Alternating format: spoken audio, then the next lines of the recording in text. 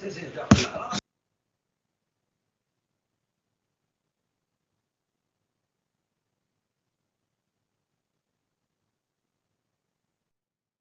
Tell them I'll be there right away. It's imperative that no one touch any of the deceased until I.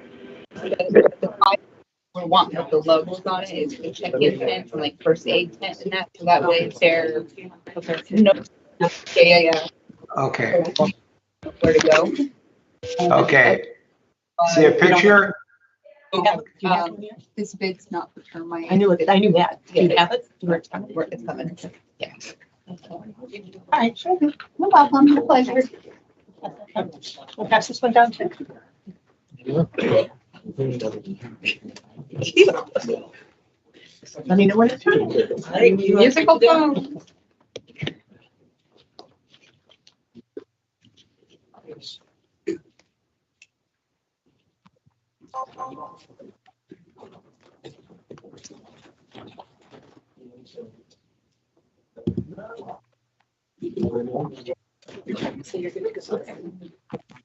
Good evening, everyone. This is Wednesday, June 28, 2023. It is exactly 6:00 p.m. and you are at the monthly CROA Board of Directors meeting. So let's get started. Lauren, has the meeting been properly noticed? It was properly noticed. And we do have a quorum. We have everybody here tonight. So, Dave, let's start with the Pledge of Allegiance.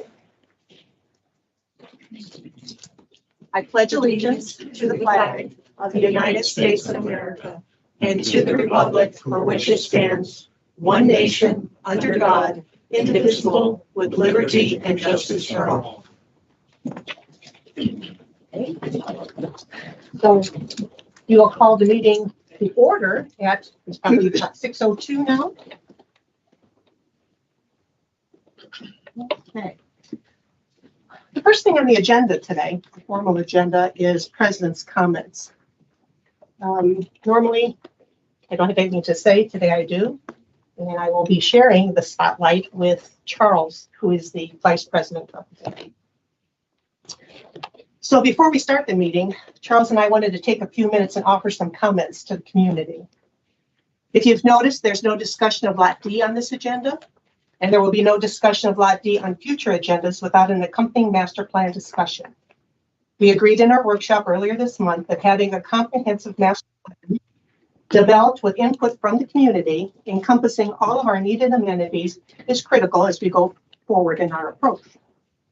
Even without a discussion of Lot D, Charles and I thought it was necessary to offer some closure on the issue and offer some thoughts to our fellow colleagues at this dais, our management company, and ultimately the company to which we represent, which is, of course, CROA.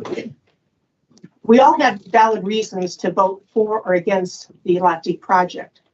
No one breached their fiduciary responsibility, as some have suggested. None of the opinions were right or wrong. Were mistakes made in this process? You betcha. Will we want something like this to happen again? Absolutely not. But that being said, we did learn something very valuable in this process. Residents can and will speak out if asked. The record turnout and engagement are something to celebrate. On the other hand, this unfortunate situation has brought to light everything that may have been festering over the last few years that did not receive the right level of attention and care. We are now left with the daunting task of repairing our fractured community. I'm going to give closure to Lot D in 3 words. We screwed up, collectively as a board. Again, we screwed up.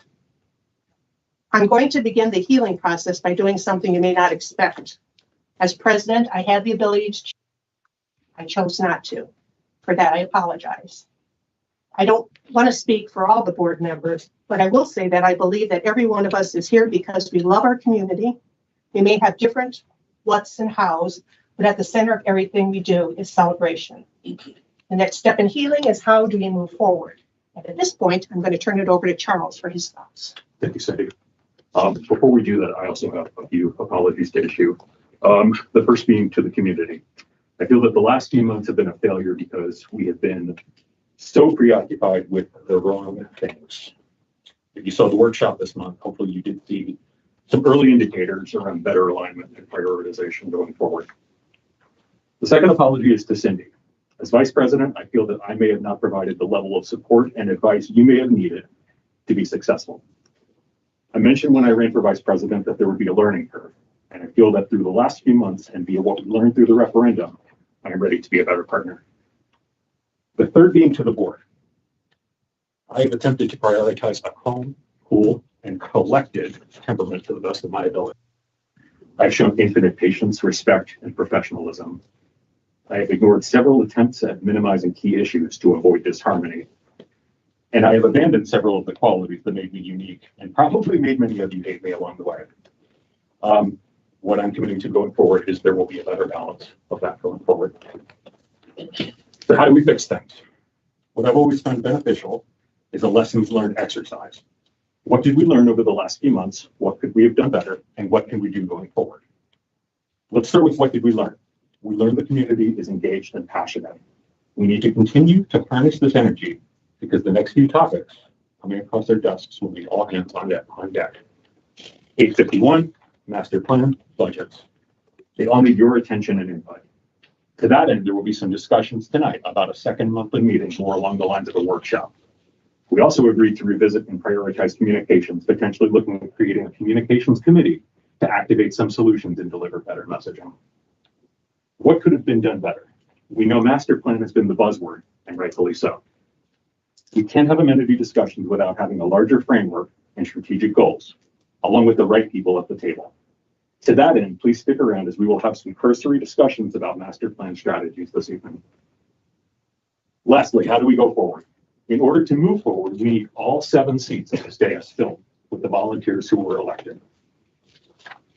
That is Bill Grindle, Celia McFadden, Cindy Swisher, David Anderson, Charles Richards, Jim Hayes, and Jared Wise. Our skills and competencies are complementary, and it is critical that all 7 of us move forward in the same direction. The community is within their right to ask any one of us to step down, but I will not be asking the same of my colleagues. With that said, however, there is very little tolerance when we cross the line of respect.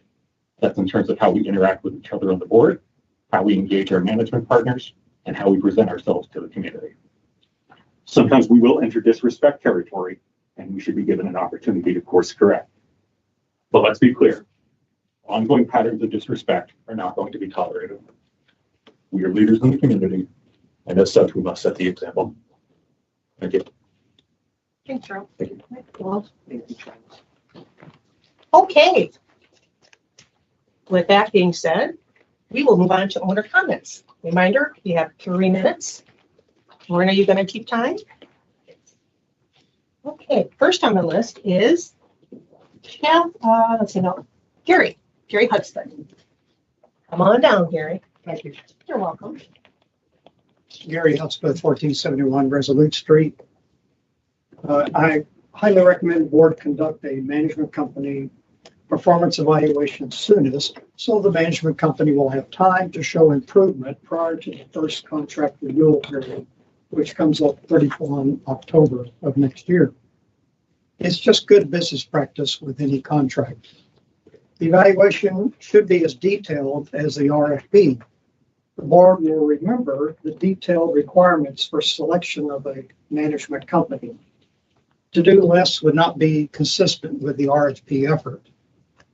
So not asking the right questions and assuming performance was part of the problem with the previous management company. As a former chair of the RFP task force, I provided the board with a format and a process that is consistent with the RFP. The results will provide the board with an outline and specific comments for the most important part, and that's the review with the management company following your evaluation. After the evaluation, the board should follow up with goals for improvement in specific areas. So I recommend that you set a deadline for the board members to complete the evaluation sheets. If you're not sure about a specific area, I would recommend just leave it blank or ask questions so that you can make an evaluation. After the RFP and selection of a management company, This is the next most important business practice step. The second thing I'd like to mention tonight is the Covenants Committee needs the experience of 2 additional members to complete a 7-member committee. You do have 4 experienced members who reapplied for the Covenants Committee to choose from. You have those applications. I recommend the appointment of a 7-member Covenants Committee because this has been the standards for 2 decades. Thank you. Thanks, Gary. Okay. Mark, you do this to me all the time. I'm going to get it right. Falcone. Right. We'll give you that. Oh, come on. He's an A sound. Falcone. Falcone. Falcone. I long You it. can think of Falcon, if you ever see Happy Days for Friends, Falcon. Good night. Got it. Anyways, I really appreciate the comments from the board. One thing that this always shows everybody is when logic is used, and logic will usually prevail, a lot of these problems usually don't come to be. So kudos to the board with the comments and all that. Thank you. One thing that I wanted to follow up on past couple times after I brought up one important thing, which was basically avoiding a big legal storm. I'm not going to add in all the adjectives describing the storm, but I'm pertaining to the liability issues that associations will face. Usually, it's around sidewalks. Now, on the sidewalks that people walk on, there's a lot of kids riding their little scooters that are propelled by electricity. Someone was telling me that the county or the laws basically say that there are no bicycles that are not human powered allowed on the sidewalks yet. We all see these kids zipping 25, 30 plus miles an hour. I brought this up in the past. I'm not sure if anyone looked into it, but you know, these kids are zipping by homeowners with dogs on leashes. The dog comes out. There's a big issue. Fragile senior citizens that could barely walk. They're not going to be hearing the bike count if these kids are not ringing the bells that they should out of courtesy. So it's just it's a time bomb until there's got to be a notification posted to the homeowners, the tenants, maybe some signs posted. But what I don't want to see is injuries happen, and then this whole HOA is involved in a huge lawsuit. I'm not sure if board members have immunity from lawsuits as well, but I know in California, when I was on boards for over 20 years, we didn't have all the immunities. So we wanted to avoid liability issues. Last thing I wanted to follow up on is with this building, I've mentioned a couple of times, instead of just remodeling, adding on to this building, demo the whole thing, put up a 2-story structure that could handle the community center, also handle pickleball courts, badminton, or anything else that anybody wants to do. Just wanted to follow, see if anyone's even considered that. Definitely. All right, that's it. Thank you. Thank you. Mark Falcone. Sounds like an Italian bakery. Falcone's Bakery. Yeah, I like it. Okay, and last but not least, we have Lindy Camarillo. Here she is. Won't take long. It's okay. You have 3 minutes. I am Linda Camarillo. I live at 315 Grand Magnolia Avenue, Unit 103. I'm here primarily to thank all of the people that supported the referendum. Everybody's voices, 1,682, that got together and participated in the vote to be heard. We were listening to you. We thank you for your participation, for all the volunteers that came and worked really hard on this to be heard. I thank you from the bottom of our hearts. And we hope that everybody can be congruent now. We support you all in your future endeavors to keep listening. Thank you. Thank you, Lindy. And I apologize, I mispronounced your name too. Camarillo. Camarillo. Camarillo. Okay. Got it. Okay. Is there anybody else in the audience who would like to speak? Anybody online? Going once? Going twice? Okay, moving on. Do I have a motion to adopt the agenda? Motion to adopt. Bill? Good. Ann? Second? Who seconded? I'll second it. Jim seconded? Yeah, but we need some discussion. I'd like to remove 19 from the consent agenda to the discussion. Okay. Let's stick that one at the top. How's that? 19? It'll be the new number 100. 1A? Sure.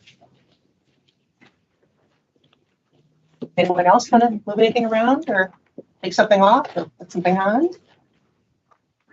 Okay. The only change we have is moving consent item number 19 to an action required, and it would be the first one when we get that far. So we have to amend our motion. You have to accept the amendment and accept. Yeah. You needs to accept the it amendment? I accept the amendment. I accept the amendment as well. Okay. All in favor? Aye. Anybody opposed? Okay. All right, approval of minutes for May 24, 2023. Do I have a motion? I'll make the motion. Second? Second. For discussion, Yes, sir. there is not reference to the call for Mr. Grindle to step down as treasurer, and so that needs to be added in. Was that a motion or was that just a discussion? It was a motion. I'll make that. So with that modification, Okay. Anything else? All right, all in favor? do we need to amend? Accept the amendment. Sorry. Taylor, do you accept the amendment? Bill, you second? Yep. Okay. All in favor? Aye. Anybody opposed? Okay. Financials is going to do that today since Jen is not available. Jen is on a plane right now, back home. So the May financials, there's nothing really remarkable other than we still have the large outstanding expenditure of the $190,000 from remediation, which is a huge impact to the budget. And the pool chemicals are extremely high. We are addressing that by fixing the feeders and the sensors, and we are actively looking for a new pool company and putting out an RFP. Can I ask about the Aloha to Summer event?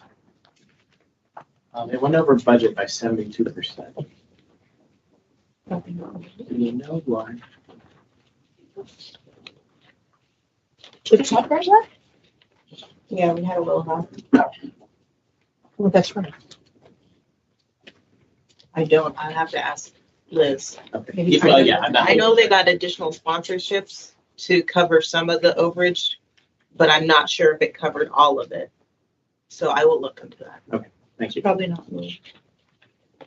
So if we extrapolate, Wait, where we are right now. Oh, sorry. the 72% overage, are you looking at that's the revenue? I maybe look at yes. So 72% over in revenue? Yeah, we brought in Yay. $4,304 instead of the expected $2,500. Excellent. Good job. So when you say that, Jared, can you do that in dollar terms, please? Yeah, for the future, you mean? No, No. you're What she saying is- they went over 72%. So we brought in an extra $1,800 in revenue over what we expected. The actual expenditures were $1,232 over. So your net is about $600 in the positive. That's accounting for management time also, that's all net. Okay. Nice. Any other questions? Just real quick, so we've got through May, if we extrapolate, just thinking through like the year end, where are we heading to be surplus deficit? Like where are we hovering? If we had to take a guess ish. Are you talking Mike was overall? talking Yeah. about that last night and I Can't remember. Yeah, Mike had a specific number. Mike had a specific number Well, that I can't remember. Bill's what the it was. treasurer, wouldn't he Yeah. know? Basically, and I think pretty much saying what Mike said and pointed out was we're pretty much on budget as projected, with the caveat is the 195,000, which was spent last year, but the invoices showed up this year for the remediation of the flood damage in here. So that's what's keeping us in a negative position at the moment. Variance, but the actual budgeting process so far from last year seems to be holding up pretty well. It's what we thought we'd be doing. There were some offsets, and I think the number that was said last night was 60,000 over budget right now. Yeah. 69,133. Okay, yes, that's exactly it. Okay. Any other questions, comments, concerns? Okay. Do you have a motion to approve the financials as reported? Motion. Zach? It's a motion, Jerry. I second it. And Charles. Any more discussion? Okay, all in favor? Anybody opposed? Okay. Committee and partner updates. Committees. Anybody have anything to report? I'd like the technology committee chair to report on their activity. They're doing quite a lot. Okay. So John Greenberg, Chairperson of the Technology Committee. We had our first meeting earlier this month. We had a nice turnout. We had a bunch of residents also show up with a lot of good questions for us and feedback. And one of them was about the presentations today and then some of the technologies going forward. But so we have a lot of projects that are going on really well right now. I just want to keep everybody updated. Jose is doing an amazing job. Him and I touch base a couple times a week. He's also reaching out individually to all of our tech committee members working on separate projects. So I want everybody to be aware of the projects we're working on, because at the end of the day, they're really going to impact our residents. And we want to make sure everybody's aware of some of the stuff that we're working on, because I'm looking forward to a lot of these, and I think people will too. Websites, high 90% done. Krista Thompson and her team's doing an awesome job with Jose and our vendor working on the website. Most of it's done. Like I said, there's a bunch of files from the previous management company. We're trying to sync all those, and that's going to be the hardest task, but most of it is done right now. Jose's working with a couple of partners. Gallagher, we're going to have a demo coming up for card access into our facilities, and we're tying that into our application. So we have an application, Jose has called Owner, that we're testing. We're working also with CCPD on the GoGov app, and we want to get so much functionality into this application, right? To be able to be, besides card access information, all about through the community as well. And we're talking about things like, it's important to me is to get your residence cards on there. A lot of our kids in our community are very active in athletics and our facilities in town. And sometimes the kids are at the facilities and they don't have ID on them, right? So to be able to have that, because they all have their phone. And we have some issues with some of our facilities with outside residents coming in and stuff. So when the park monitors come, our students and our kids can show that they actually are residents. So we're really excited about that. And we're in the demoing phase of some of it. And again, Jose is really not going to park on that. One of our members, he does a lot of the business analytics stuff for Disney, is on one of our committee members. We're working on taking a lot of our data with the analytics and some of the systems in place that Jose is working on to really get a good look and to bring all those systems together with all the data that we have. Tom's working with Jose on the dog park. We've been asked, because we get the information about the rabies shots, right? But as it goes on and those expire, we really don't have a good system for a way to tell. So we're looking at systems right now in place to have that would alert us and the residents when the dogs are needed for those vaccines, those new shots. We really think that's important with our dog park. And the last part is our Wi-Fi. We're working on that. And North Village Wi-Fi was just installed, so we have good access, because some of you probably will know the cellular is not great in all parts, depending on what service that you have. And if you're out in a park, an emergency happens, or you need to call an Uber for some of our visitors in town, we will to use that Wi-Fi to be able to get on also and make calls with it, as well as services that are needed. So again, I'm really excited about our team, and I want to thank you for getting an update on it. Thanks for the update. That's great. Lots of stuff happening. Can I say something about special You events? may.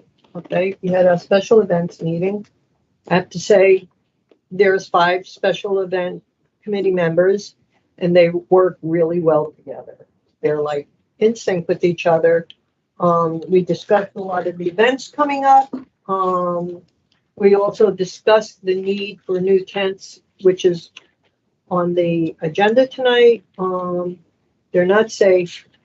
They're not in good shape. They're old, they're torn, and they're not safe for the staff putting them up. They're not safe for the people standing under them. They're not safe for the residents. So I guess that'll be for the discussion that we're gonna do. And, they have good things planned for the community. Good. Oh, and service area. Rose did all her walkthroughs and she sent all the pictures on everything that has to be done, and she's just really amazing. That's it. Excellent. Anybody else? No? Okay. CCBD, that would be Jim. Given the fact that I was actually at the finance committee last night, I did not attend the CCD meeting. They was originally canceled, but they found an error in their budgeting. So they had it last night to correct it. It's an error in the favor of the residents. So that's a very good thing. Mm-hmm.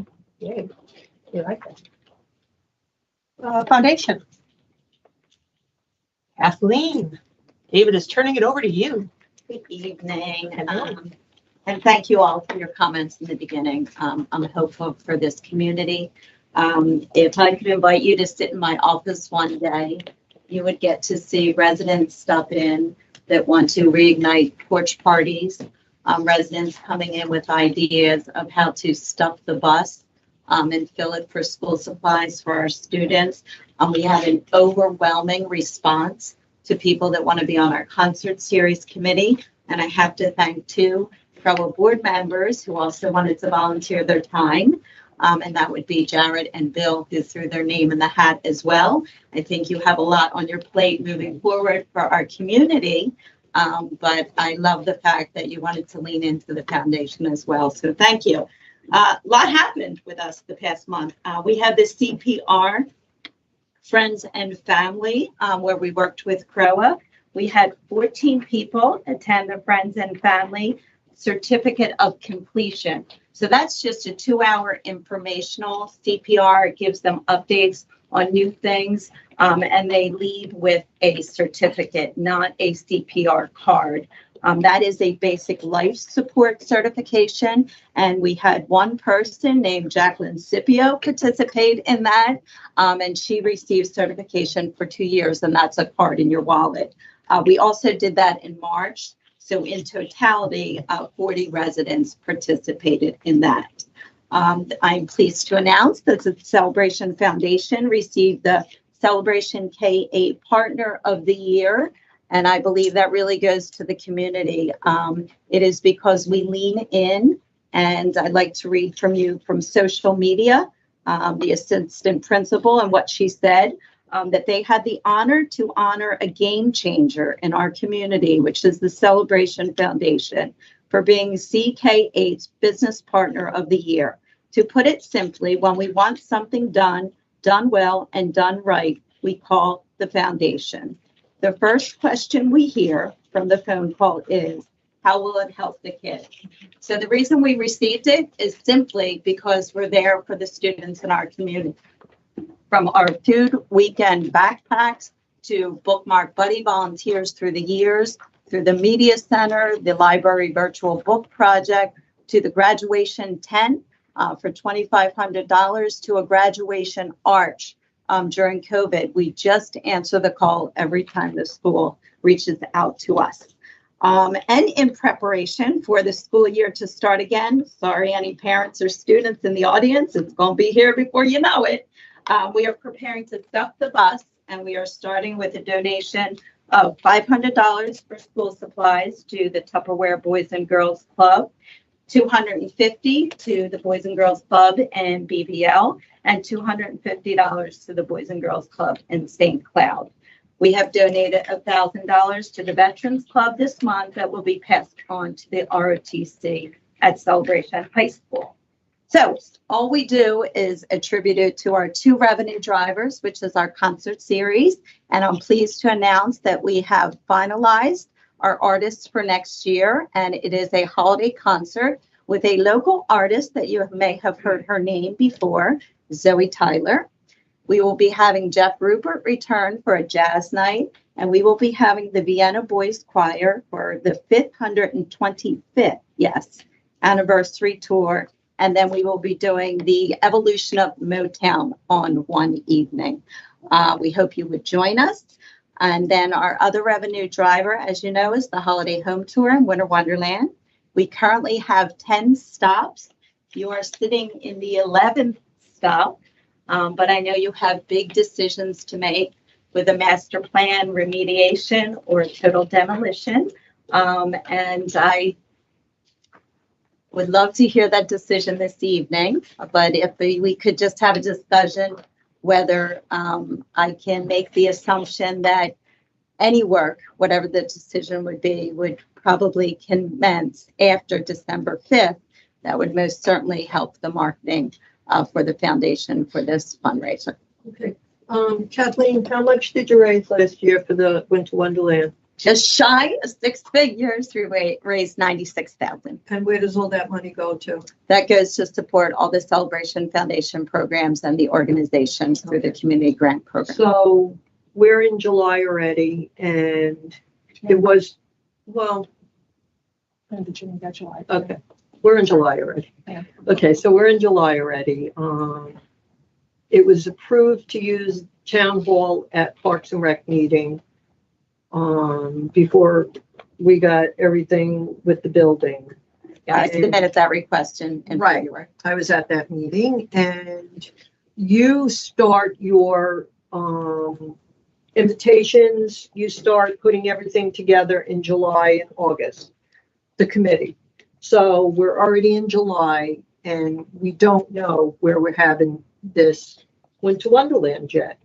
Will this build, will there be even any kind of, like, anything with this building on, by December 5th? We don't even have the report back from, The lead architect from CERTA is on vacation until the 7th. We can expect something, an updated report back the week after. so now we're going into almost the beginning of Yeah. August, So and then then you need we to have have to have your- the We workshop. need to have a workshop to discuss. We have our budget workshops coming up. Can I call point of order? I think we need to progress into the meeting. No, I want to finish this because I don't think this is germane to I think we need to get into the agenda. I would argue we have a pretty full agenda. It's already 6:30. well, I'm just trying to get this I understand. moving forward. They can't move forward with the foundation and Winter Wonderland. It's larger than the foundation. It's other amenities. I understand that. It's larger. That's point of order on the table. But in answer to Kathleen's question, she did say she hoped to hear something tonight. Unfortunately, we can't give you an answer tonight. You know, in 2 weeks' time, we'll know more, and then maybe we can project. But anyway, That's why I'm bringing it up, Charles, because Thank you. all righty. That would be all for committee and partner updates, unless somebody has something else. Nope. Okay. Move on to the action items. Consent agenda now is items number 1 through 18, not 19. And for those of you who may be attending for the first time, consent agenda items are those items which are pretty much business as usual or small amounts or easily explained. So do I have a motion to accept the consent agenda as it stands? So moved. I'll second. And Charles? We don't usually do discussion on these, which is the point of the consent agenda. All in favor? Hi, Anybody opposed? Okay. can I have one discussion item on that or one comment on that? Oh. Actually, two comments, folded into one. Thank you for doing this. Thank you for the detail. There's more detail than has been in the past on all these items, so that's very, very helpful. One small suggestion for consideration. 2 of the items are flow through from Artisan Park. I think those are slightly different, not the content, but the fact that they're flow through. I would just suggest a separate consent agenda for the Artisan Park, just to highlight that that's not CROA funds, that's flow through. It's just different. Not in what it is, but how it gets funded. So just a suggestion for consideration. We have some service area. Would you include that in No, Artisan's very artisan's different. different, Artisan's very because different. they basically spend their own money. They have their own budget, they spend It's their a own whole money. different philosophy. But if the money comes out of reserves, then it has to go through us, just so we know what's going on.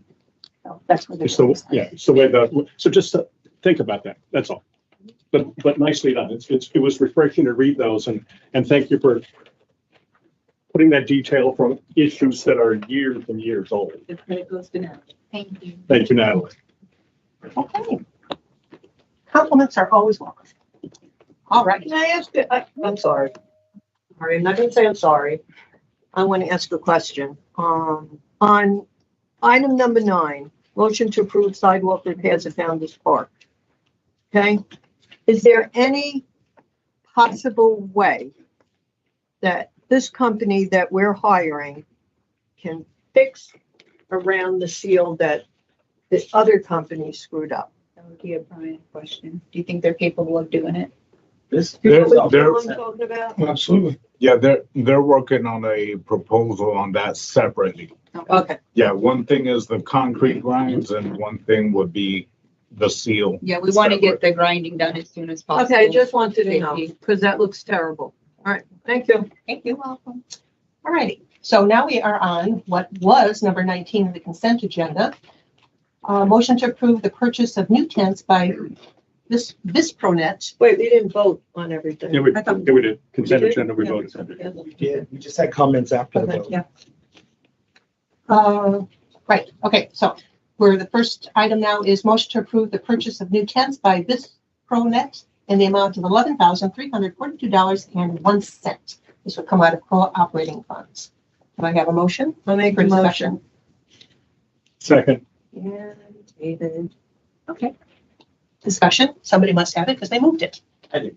Okay. And it's just clarity because we have two different proposals here. One is for 29 tents. The other one is for 9 tents and 20 canopies. They're, Base pipe size. So one is by price by each. So she just went ahead and did the math of what it would be for the amount that we need. So how many is that? It shows either 29 or 9. It is, we go to the cover sheet. Oh, sorry. Cover sheet doesn't say how many.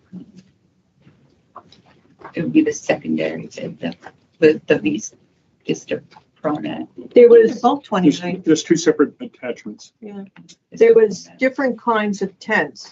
There was, 10 by 20 tents, there were 10 by 10 tents, and then there were tents that had the CROA, logo on it. Mhm. And that's the ones that we're wanting to go with the logo. The other company doesn't provide with the logo. And the reasoning why we're wanting to utilize the logo tents is for check-in purposes. So that way we can notify the residents or the owners that check-in tents will be the logo tents. First aid will be a celebration logo tent. Okay, my question still is how many tents are there? Because one quote has 9 and one quote has 29. And they're both about the same price. So that's what I'm confused about. We do not want to be significant. Which one is that? The first one?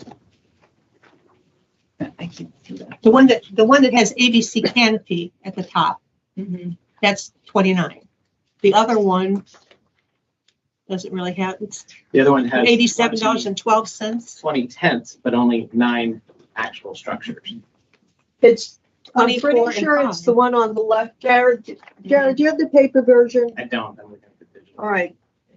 From the special event meeting, it's the 10 by 10 instant canopy. There's 20 of them. There's a 10 by 20. There's 4 of them. And then there's the 10 by 10 logo tent. Which would be I think that's Just 5. right. And it comes to, The dollar amount in the cover sheet. right. Okay, but this, so the one with the handwriting on it, Yes. the item of 20, is that the whole structure or is, I'm reading this as that's just the fabric that covers the top of it. No, it's the whole tent. Whole tent. It's the whole tent. It's the structure and everything? For $87? Why does it say optional walls? Because on the right, you can You see can- there's walls. You can like make them so they're covered for rain, like you know how, See the right picture? It shows you It's very different. faint here. I can't, that's, So these are different bids too, right? The one on the Right, right is correct. Amazon and Yeah. the one on the left is. yeah, just we Grant. just provided multiple bids Mhm. to show the differences. So is there a reason, we're not going with the less expensive Yeah, but- Amazon one? but I can't see it. So I believe the special events committee decided to go with the other ones, and I think the other company, if I remember correctly, they don't provide the logo. They don't provide the logo. It says custom canopy 10 by 10 with logo. Can we have the chair of the committee come up and? Not here. Okay. This is my reason for removing This the doesn't- 10%. These don't add up to this.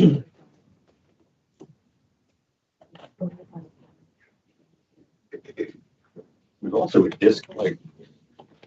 I mean, they've already discounted $435. They're charging $3,000 for freight, Yeah, well, yeah, but so that's nice of them. Where do you see that? I don't see that. I would, Originally, it was $17,000, but this is with the discounts and everything, what it came down to. what's So the it's 20 RFP? of the 10 by 10s, it's 4 of the 10 by 20s, and it's 5 of the 10 by 10 logo pen. okay. For a subtotal of $9,151.35, shipping of $21.60.65, a discount of $435.60 for a total of $11,342.01. I just don't, so I think we should go with the less expensive option here. Does this need to go through RFP or what's the threshold that we have right now? $10,000. The less expensive one does not include shipping and handling. Correct. Yeah, that's it. Yeah. Well, if this is an Amazon you add- screenshot, so. The there's other not one is shipping. 2,000 of shipping and handling, so they come out to be equivalent in price. So. And also, I believe the discussion was, I don't know, correct me if I'm wrong, Celia, during the special events meeting, I wasn't there, but the quality of these tents that we're proposing is far more better and longer lasting Yes. than the ones that we would get from Amazon. So the one that says $9,683 is a subtotal. Right. And it says does not include shipping and handling. Well, we did procure this in accordance with our RFP. It should have gone to RFP based on $10,000, correct? I mean, conceivably, since one of them is coming in over, or it's, It's Right. right along the threshold. I'm not advocating it goes through RFP, but I'm just trying to figure out. Looking at the first proposal as well, I still believe that first item is just the canopy, because you can see in the second picture, the second one is called a tent, and you can see the structure. The first one's also $87, so I find it hard to believe that if you look at both quotes, I find it hard to believe that a 10 by 10 tent with this company is $87, but a 10 by 20 is $800. It just, this doesn't look right. I mean, it's all right here. Actually, the third one is a tent and the second one is a tent. The first one is just a canopy. It is not a tent. Unless I'm reading this wrong, and that's where I'm looking for clarification. This is exactly what Liz gave us Yeah, that's good. at the special event meeting. In fact, we were going to discuss this at the next special event meeting, that this has to be bigger for us to be able to understand what she's saying. Well, this is why, but I agree with Jared that I don't think that's a tent. I'd like to move the table this. Yeah. Okay, Jim's moving to table this. So, Motion. yeah, if Celia and David made the original motion. If they withdraw the motion, then Jim motions to Let table. them withdraw. Yeah. You're gonna withdraw? David and Celia? Yeah. Okay. As long as that gets expedited because of what Celia said on the record earlier about safety issues. Let's get safety issues resolved ASAP. Yeah, I'll be more specific. Let's table it if it's possible to make the decision in between meetings. When we have a it. joint finance and board workshop or committee meeting, and we can put it on the agenda. I'll talk to Liz tomorrow. So the motion was made by Jim, correct? Correct. And second? Second. Jared? Yeah. Okay. So then we did approve the tent weight. Correct. Yeah. Okay. which those are in desperate need. They're Yeah, breaking on construction lines. All in favor? Aye. Anybody opposed? Okay. That is 1A is tabled. All right. Motion to approve irrigation repairs and plant installations for Spring Lake Live Oak News by Exquisite Lawn Care in the amount of $22,177. I'll motion. Pro reserves. That's Jared. I'll second. And Jim. Any discussion? Just a question on the cover sheet. This is a question. When we have the budgeted amount of 85,000, I know this is partial replacement for this one area. That budget amount, what is that supposed to cover? Is that just Spring Lake or is that It's all. community wide? So this is taking up 1/4 of the budgeted amount for the year, just to be clear. And then you have a separate line for arbor work and tree trimming and things like that in your reserves. Okay. This, And we don't have a landscape architect also to confirm right now either that can consult on these things. This is, did you cut that? Okay. Well, typically they never consulted on these things. They were consultation for art. And I did put pictures, and Brian is here to speak to it as well. And there's some Spring Lake residents here. I believe Gary is a Spring Lake resident that's very familiar with that muse and the issues that's been going on for years. And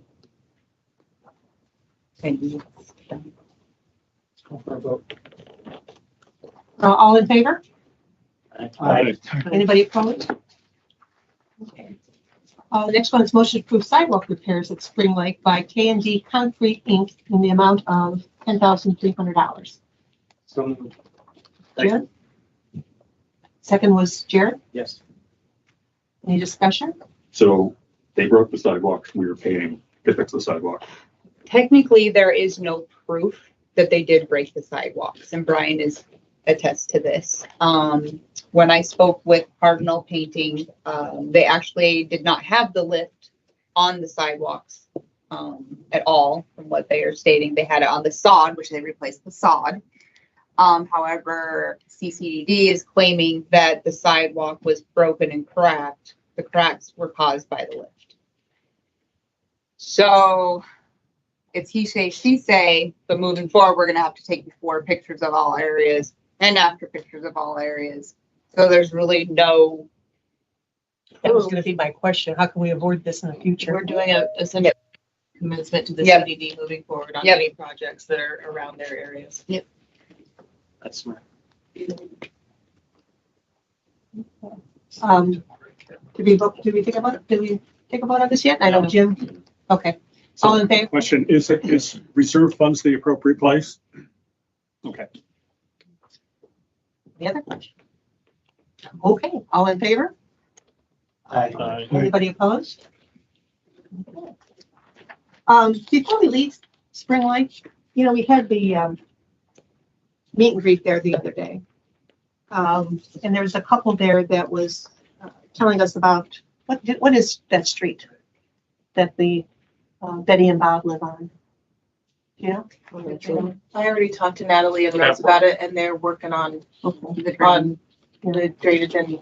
Yeah, they took us outside over, water. Celia and I actually walked over there to look at it, and it's horrible, the drainage, the plants die and whatever, and my suggestion was that we start thinking out of the box. If we can't re-level the whole, and Charles was in on this conversation too, at the point now where the house is already built, you can't level the land up, but maybe you could put some kind of retention wall in or something to stop that from happening, because it's a wet, muddy mess. We're working on it. That's excellent. Thank you. Are we, just a quick question, are we allowed to put a retention wall in the public area like that? We'd have to get it from ARC. But we have to solve the problem. I'm just gonna say, I don't think this is the time to discuss. But yeah, I just wanted to bring that up. Okay. Thank you. Okay. Motion to approve replacement of the turf at the CCFC soccer field. Number 2 by Prince and Sons Landscaping in the amount of $90,410, and that would come out of reserve funds. Question, do you want to bundle this with number 4? We can, We just unless wait there's an on the objection. Can we do that? Yes. Yeah, okay. Okay. We're gonna bundle 3 and 4 together. Because they're the same issue. Basically. No, it shouldn't. Okay, do we have a motion? To bundle number 3 and 4 together and approve the turf replacement for the soccer fields. Motion for discussion. Discussion. Is there a motion to I'll second for discussion. David and Jared? Okay. Anybody want to say anything? Yes. Okay. Well, Will this do anything to address the drainage issue?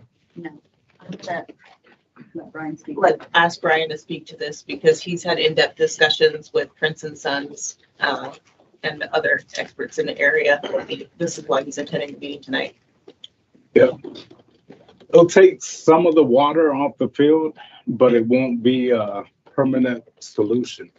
So, my advice would be personally, not to go this route. My advice would be to get the engineers back out there and do it the right way. Spend the money, the way you should.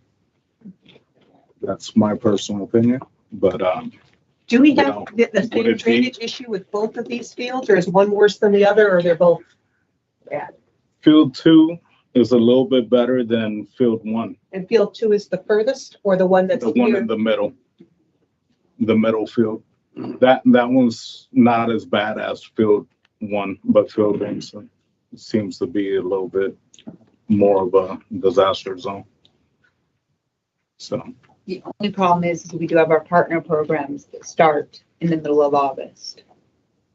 And that's the bigger issue, And that's the issue. is that we do need to do something right away because you got partner programs and they can't be put on hold. So, then it's either do something like this and then wait 3 to 5 years And put that to on do the plan. and put that on your master plan for the irrigation, because that's gonna be a larger spend. It's gonna be a huge spend, and also at that time, we can look at replacing the turf with all artificial turf that in the long run will save you on an annual basis of maintenance and go that route. Do we have any updated estimates on correcting? I know we had a $300,000 bid a couple years ago, and it was voted for. we do not currently, but we could put that out for our RFP. It would be good to know those two different numbers before we made a decision. I mean, like artificial turf versus non? No. No, the irrigation. fixing Of the irrigation. drainage issues essentially. How much lead time do we need for this? I mean, they would have to start now to get it ready by August. You could tap into the passport that was put out to RFP with the designs and all that. So hopefully it's a little bit quicker. Yeah, the prices would be changing, obviously, but the specs are But we great. don't have enough time to do that between now and when soccer. Is there a lesser option, Natalie, with Prince and Sons to spot fix? You can spot fix, but as Nikki was saying to Brian and us, is that it will be Initially- uneven. Initially, the turf would be uneven, so it would take about roughly 8 weeks or greater for that to start leveling out. So, Is there any reason this didn't come to the board sooner? Could it be because we have a new landscaping We company? didn't send the bid to Benchmark. And when we needed to, because we knew we were terminating them, Yeah. we had to wait for Prince and Sons to get on board. How much did we put in on new sod just since we took over, since we implemented the fields? Do we have that handy? How much have we just put down on perpetual sod replacement without addressing the actual drainage? We, annually, we do about $14,000 of re-sanding and reseeding, but we haven't done a lot of sod replacement of the fields. They're actually due to be completely replaced in 2024. Do we know if we turn this to artificial turf? Because that eliminates irrigation. You still have a drainage issue. You would still You still have have to do the drainage issue. But is that something that could be done? What's the timeline of something like that? Brian, Just standard you could construction. speak to that. I don't. You're not gonna get done with that. That's a funding issue too. Yeah, Yeah. that's a funding Major. issue. That's a major spend. August 16th. So you need 3 weeks of growing at least if you were doing any type of turf. So you're probably looking at 3 weeks just to get the artificial turf ordered. And then to do 140,000 square feet with the demo, and you're pushing it either way. If you wanted to do a quick fix, knowing that you were gonna come back and fix something later, switch it completely and it's just soccer, right, in August? Kids have been playing on Bahia soccer fields since forever. You could probably get quotes from 3, 4, 5 different companies to replace all the Bahia out there on those 2 fields or all the Bermuda with Bahia. And it would probably come in somewhere between 65 cents a square foot to 85 cents a square foot, which would bring the total of those two. Right now, they said about $150,000. It would bring you somewhere closer to 96,000 to 125,000, somewhere right around there. So there would be savings, no savings because you're spending money you don't want to spend. But there would be an immediate savings right then while you get the engineers out and while you do everything. It's just a very difficult pill to swallow to say I'm spending $100,000 and in a year we're going to spend $500,000 to fix it. I'm just throwing numbers. Yeah, that's my point here. Is if we're going to spend 150 and it's going to cost 400 to do turf, we shouldn't spend this 150. I mean, artificial turf, how much of the, I mean, good quality turf and not even the most expensive out there. And with the prep, you're looking at anywhere around probably $10 to $12 a square foot. So, I mean, just on $10, it's 30,000 square feet. How much would we save in irrigation too with artificial? Good chunk. So, I mean, long term. Yeah. Long-term, artificial turf is That's the main goal. is the cheaper option. It's a larger spend up front, but it's a long-term cheaper maintenance cost and, I mean, just. and nobody has to mow it. Would artificial turf come out of capital funds? Or could it? Because we're improving an amenity? Yeah, you're changing it and providing something new. It And is. to see this point, it cuts off, it eliminates landscaping and mowing of that space too. So that's So we lose a little. Different kind of upkeep. Yeah, so if we take, we cut our irrigation. Upfront, but a savings in the. I think we tried to go this route a couple of years ago.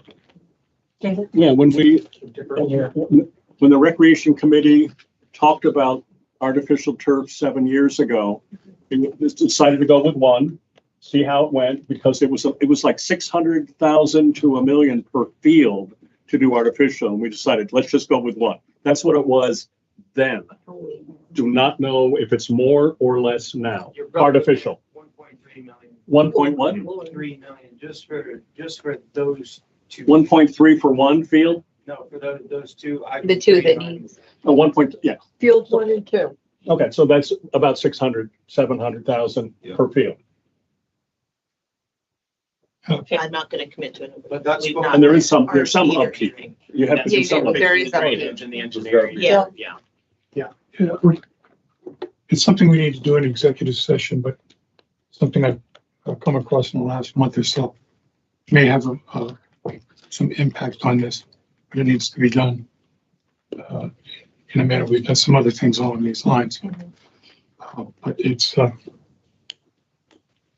you speak a little bit? we know that the big fields were built not to the normal drainage. Jim Sinkbecker and Associates. I'm just wondering what he's referring to as a little bit. That's what you, That's the answer. I think that for the fields. That's more than I was going to say, but yes. Okay. But the fields, based on a study that we have, which was done a couple of years ago, they're not at what the recommended drainage percentage is. So that needs to be reviewed, I think. And Yeah, they don't have the right pitch. And They don't have the right pitch. I would have us consider Brian's replacement. It certainly doesn't save us a lot of money, but it saves us some money. And I think the consensus here, I think, is that it is a temporary fix and we should do it right No, we need when to we can. can't wait. I want to throw something out and they're probably going to get shot. Nobody has any tomatoes or anything, do they? Do we need 3 soccer fields? Or do we need 3 fields this size? Could we keep keep two fields, maybe extend one a little bit, you know, or divide them in half or something, and then make the rest of it a parking lot? So we don't have the expensive grass. Cindy, I would ask, being part of soccer and flag football, and I would ask, what percentage of non-residents use that facility? But with a locked facility, I know soccer and flag football have a really high percentage of non-residents that use both of those programs. And all this money that's invested in it, and that's a good question you just asked. How many people really need to use it? What the facility's like? How many residents are being used? Because we're going to invest all this money in it. They should be mostly for our residents and not for people that come at night that rent that aren't residents. So I think we're getting a little bit off topic and we need to refocus on, do we want to spend any money now to do something for the field so they're nice for soccer in August? Or do we want to kick this down the road to look at engineering and artificial turf bids? Yes, Go ahead, Brian. we want to do both. There is one other option. If you contact the grower of sod, to Say come that again. contact a grower, like Travis Resmondo. Yeah. Or Lake Jim Farms, somebody like that. Oh, Get a quote from them to seed the field. Keep everybody off of it for at least an entire month, the whole month of July. If you can do that, I don't know what you guys have scheduled. we can, Would it we can be, force it. would they be able to seed it with Bermuda? Probably not. Can they seed it with Bahia over the top? And then you have not necessarily what the K3 field over there is. I mean, that is 100% weeds, but you might have mixed grass, but it would be a usable field. Was it, not would to be hold you to a cheaper- number, but how much savings would that be? No idea, but a lot cheaper. Okay, Like, you're probably looking sub 50,000. okay. Can we look at that? So what's driving the urgency is that the pictures show how awful it is. And what I heard is we have partner programs. Where did the partner programs go before we had the fields? And are those facilities available? North Village has fields. Okay, there's other playing ground. I'm not talking about the ideal. I'm talking about if we have too many moving parts, do we want to throw good money after bad? I mean, what do we want to do? We have to do something quickly. What's driving this is the partner programs. What are some other options? We played over here at soccer before the field. Exactly. There were multiple Flag football places is that, also right here. so we can look at other options while we thoughtfully, not rush, but thoughtfully make some decisions about, do we want to go artificial? What do we need to do with the drainage You issue, want to et change the cetera? configuration and maybe add some parking instead? Yeah, But then there's, yeah, but what you said earlier, I mean, it's like, oh, what a new idea, but how do we put all it together rather than rushing forward? That's a question. so if we want, Not ideal. It's not a good place to be. we need to spitball it, you know, and decide what's best for the community, where we'd be saving money. We don't want to throw good money after bad. You know, this is very expensive to maintain, as he said. And So, I mean, yeah, go ahead. I would, Sorry.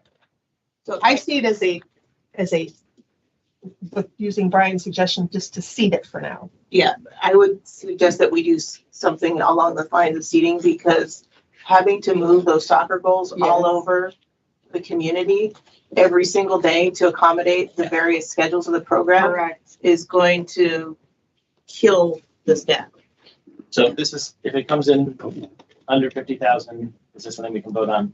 If you can give us up to $1 limit to spend on it. Do you think 50? I really don't know. 'Cause I mean, you're the only one that really truly would know. I mean, Well, If why it don't we comes get on the what? numbers and discuss it? Or we could approve 60, and if it's above 60, we'll have to approve it. What's the criticality like? So, and considering too, If that's, I have to take them off the field for an entire month and they're supposed to start August 16th, then yeah, I need at least some authorization to do something today. To get bids, get confirmation and mobilization of them out to our, what's management's recommendation considering that, considering 851, considering everything? What is your? I would agree with his overseeding thing. It's gonna look not great. Yeah. But as somebody who played soccer my whole life and on fields with potholes in it, it's not gonna end your soccer playing career. what I will say is, you know, it's not going to be pretty. right? Because it's gonna be mixed grass. It's not gonna be Tiger Woods golf course, beautiful. But like she said, kids have been playing on mixed grass fields. Every public school with us growing up had mixed fields. When you go that route though, to turn back to Bermuda, or if you want to peer Bahia, or even St. Augustine, you would need to treat it with an herbicide first to destroy all of those weeds. It wouldn't be as simple as just going in and plowing it down and replacing them. All of those weeds would then come up. So. But either way, you have to regrade and repitch, Right. but you're still pulling out and rebringing in. So David, should we modify our motion? So we should change the motion, because you need to move quickly. Yes. I mean, if you're talking about seeding, So David, you're gonna withdraw your motion, I would have to withdraw the and motion. Jared, you're part of Yes. that. So now the new motion is to proceed with overseeding on the 2 fields, not to exceed. Not to exceed, Let's do 60. Brian, does that I sound? don't trust Brian. He's Does been that good with all sound my. reasonable? I'm gonna try to text somebody right now. but what might, yeah, not to exceed, what might be the Yeah. upper, Well, for 2 fields? to give you a rough idea, that there's 500 square feet of sod on the pallet. The Bahia is 65 cents a square foot installed. It's not really expensive. The seed. Give me like 20 minutes and I'm Let's wait. Yeah. After this one. Okay. And there were, yeah, so it's two act, Yes. out of 3 and 4. 3 and 4 we'll come back to. Okay, now we're on number 5. Motion to approve the digital sign project by City Child Corp. in the amount of $14,837.75. This is coming from capital improvement. I'll motion to approve. I'll second. Thank you for the updated. So that was Jared and Charles? Yes. Okay. Any discussion? It was part of the recap from earlier, I think, right? Yeah. All in favor? Aye. Anybody opposed? Okay. Motion to approve enterprise license and support by Fortech Gear in the amount of $3,656.46. That's a pro capital expenditure, actually. Do we have a motion for discussion? Motion. Second. Was it Jared? John? How was this capital expenditure versus operating? It's initial new, so I can pull the initial new out and then fold the annual licensing into operating. moving Yeah. forward. Fortech Gear is the reseller, right? The actual equipment is Cisco. Thank you. Okay. Any other questions? I don't know how many people that meant anything to, but people who were curious about it and then something. Any other questions? No. All the vote? All in favor? Aye. Anybody opposed? Wait, who made the motion? Jared and Jared and Charles. Okay. And nobody opposed, correct? Correct. Okay. Number 7, motion to recommend an expenditure of up to $12,025 to sync the information under the community governance tab of the old website with the rebuild site with Freshie sites. And this is from the CJC operating fund. I'll make a motion for discussion. Second? A second. And Yeah, let's I'll just let's say that I have been working on a contingency to get interns from the high school and from the local colleges to work on this as well. So if the expenditure is not approved, we will have interns that are qualified and trained to do it for us and somebody that can be held accountable for whatever work is completed. We also have some fairly technical residents that have stepped forward, Krista and Alina, that could also help.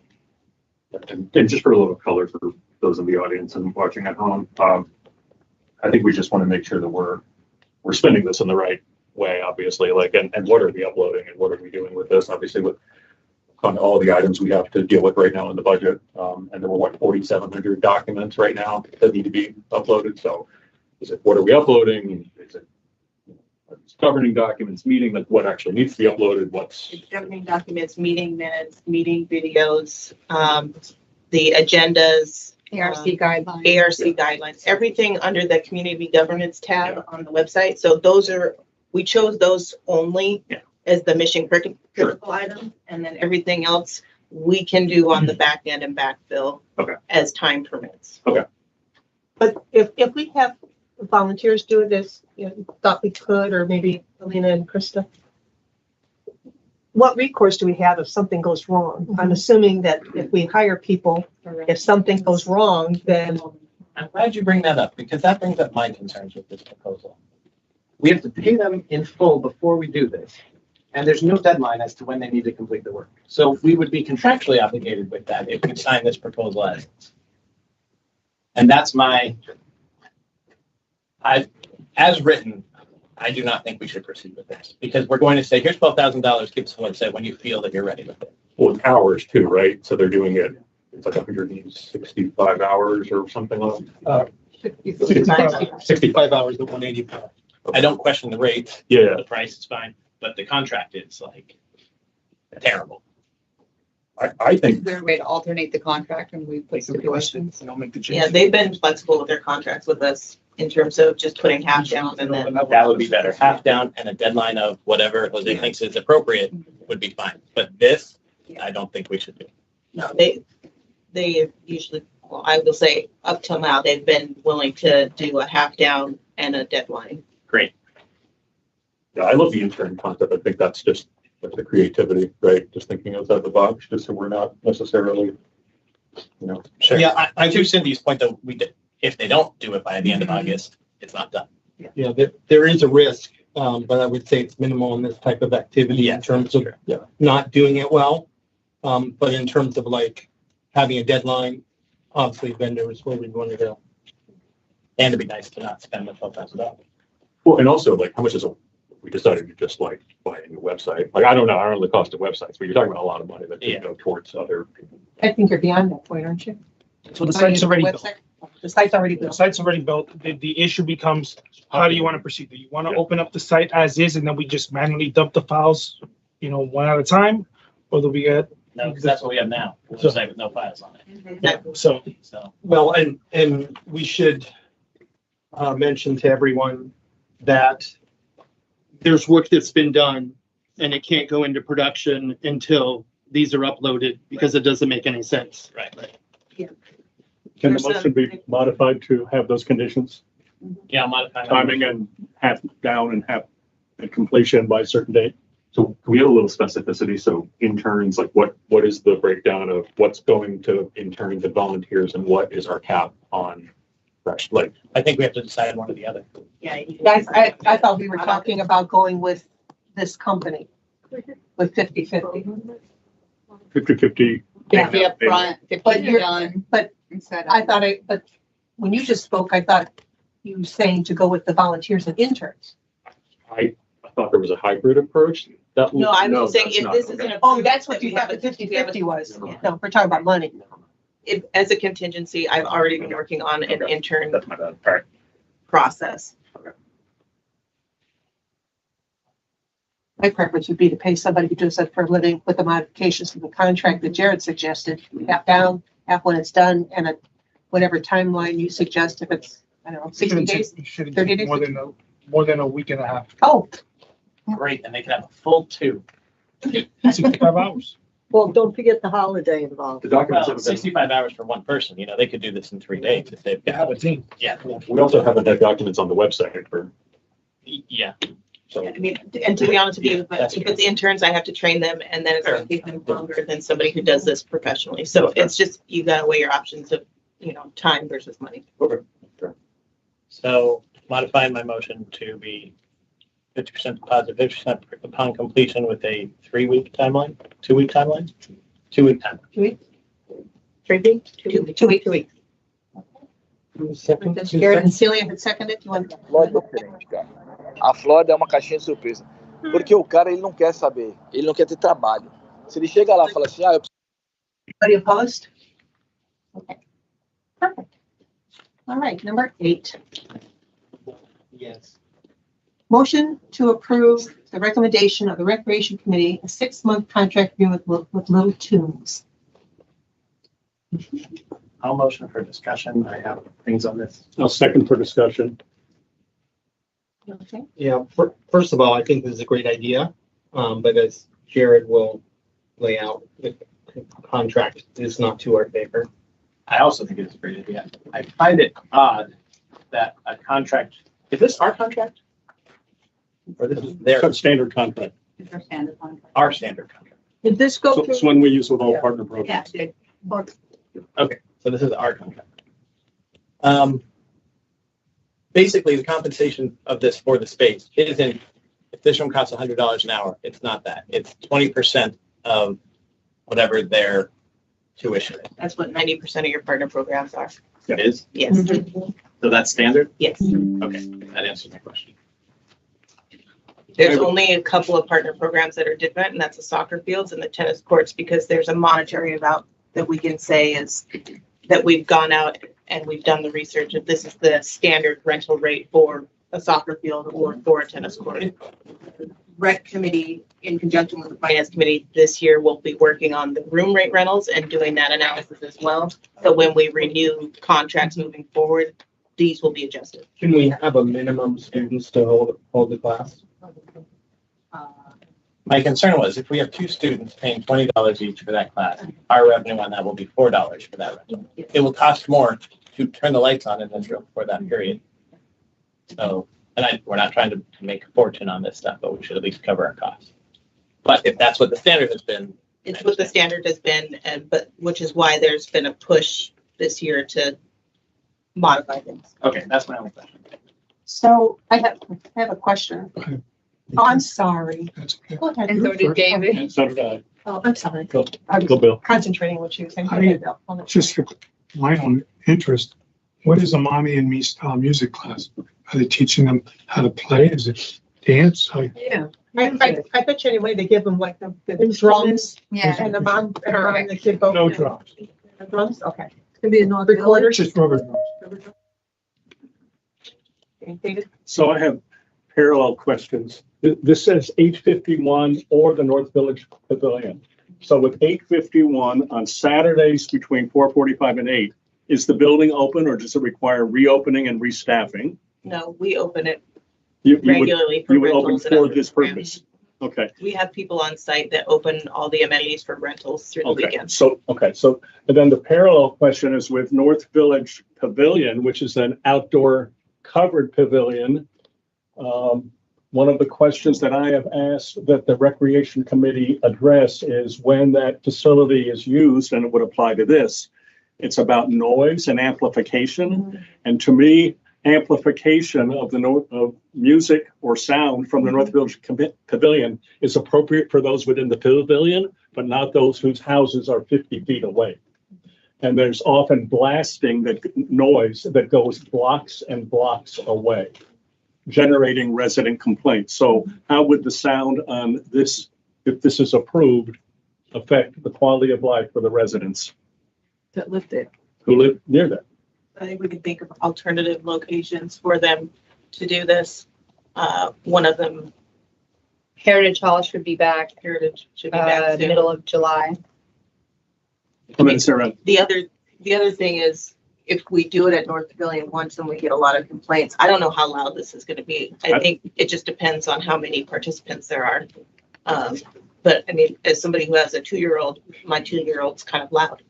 So screaming at the pavilion would is it echo. the people, yeah, I guess the general concern is the boom of the music. So Snare drums or, yeah, right. So, I mean, I could say if we do it up there once and there are a lot of complaints, we can say, okay, we need to move this out of the North Village Pavilion and somewhere else. But there and can then also we'll be standard set so that, it's not loud. Which should be the case for any rental in your facility with residents nearby. Any other questions about this? Okay. Do we know what they're gonna charge per student? I don't know. Labor. Be good to know that. How soon does this have to happen? Do they already have things scheduled? I'm not sure. That would be a They don't have question. to. Isn't it usually in here Hasn't when it starts? Or when it- It's usually, I mean, it's usually they're ready to start as soon as we're approving the contract.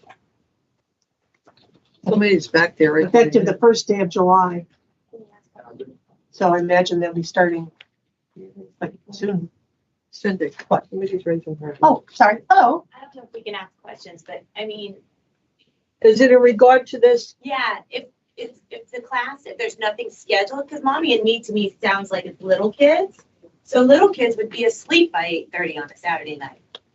They're not gonna be, little kids go to bed. So I'm just wondering, like, would they just be reserving North Village Pavilion for free for certain months? For the evening? It's in the morning. It's in the morning. This is 4 to It says 4:30 to 8 o'clock at night. 9 p.m. Yeah. Yeah. It's PM. That's what they propose. So is it just like a free rental? We table this until, we find out from the Parks and Rec Committee what's going on. I thought that was strange too. And I thought, oh, 7:20. people keep their kids up later than they did when we were. Can we table this or wait? Is that, are you moving to I'm okay table? I'm okay to table it. Table it? I am Amend too. my motion to table it. Yep, All right.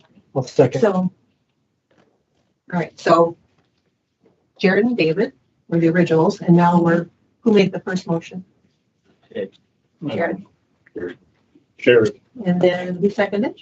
I seconded, but if I don't, David wants to I don't, redo whatever, the second. whatever the record shows. We'll make it. Because he actually lives in North Bend, so that's important. Okay. So we're going to table this. But I think the noise question needs to be addressed by them. Yeah. And then consequences for violation of the noise, which could be cancellation of the contract. And also verify the time. Is there criteria now? Because a lot of weekends, there's 2-3 parties. Some have music, some don't, but I think there are not There criteria. are That's the not problem. criteria now. That's That's the problem. Bill and I live right across the street from the pavilion, and it gets really loud. Uh-huh. And I don't live right across the street and it gets really loud.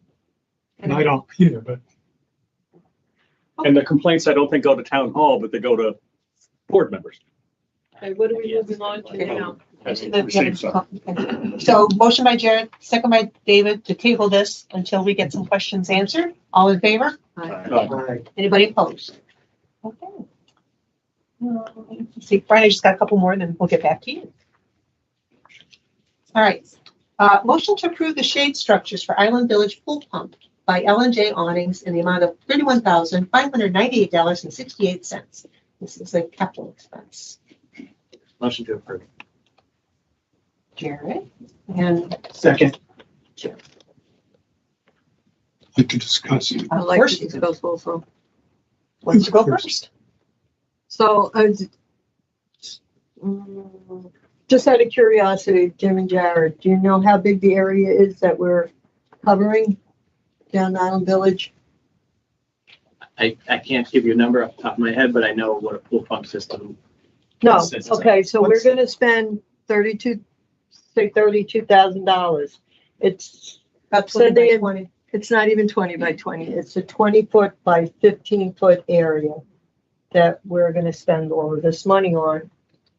Well, what's the cost of replacing an entire pool filtration system? Well, you could think out of the box and maybe, this is supposed to, be for the sun in case there's a hurricane, storms, and it's canvas. I'm thinking, maybe thinking out of the box just a little, and I was thinking over the weekend, and somebody will take credit for this on social media, where they built that little carport structure of wood instead of canvas, because when the trees go flying, likely to go through the canvas than the wooden structure. That's just how I'm thinking, because I went down there, I go down there every week. It's a, like I said, 20 by 15 area. Yeah, but you know what, Sue? Now that I'm thinking about what you said, if you put like a, what do you call those things, lean-tos or something? Like if Roger's the building and you put something like this at this angle to cover this here, if there's a hurricane comes, they can lift that up and send it flying through the neighborhood. Yeah, okay. I'm thinking. Am I right? Okay.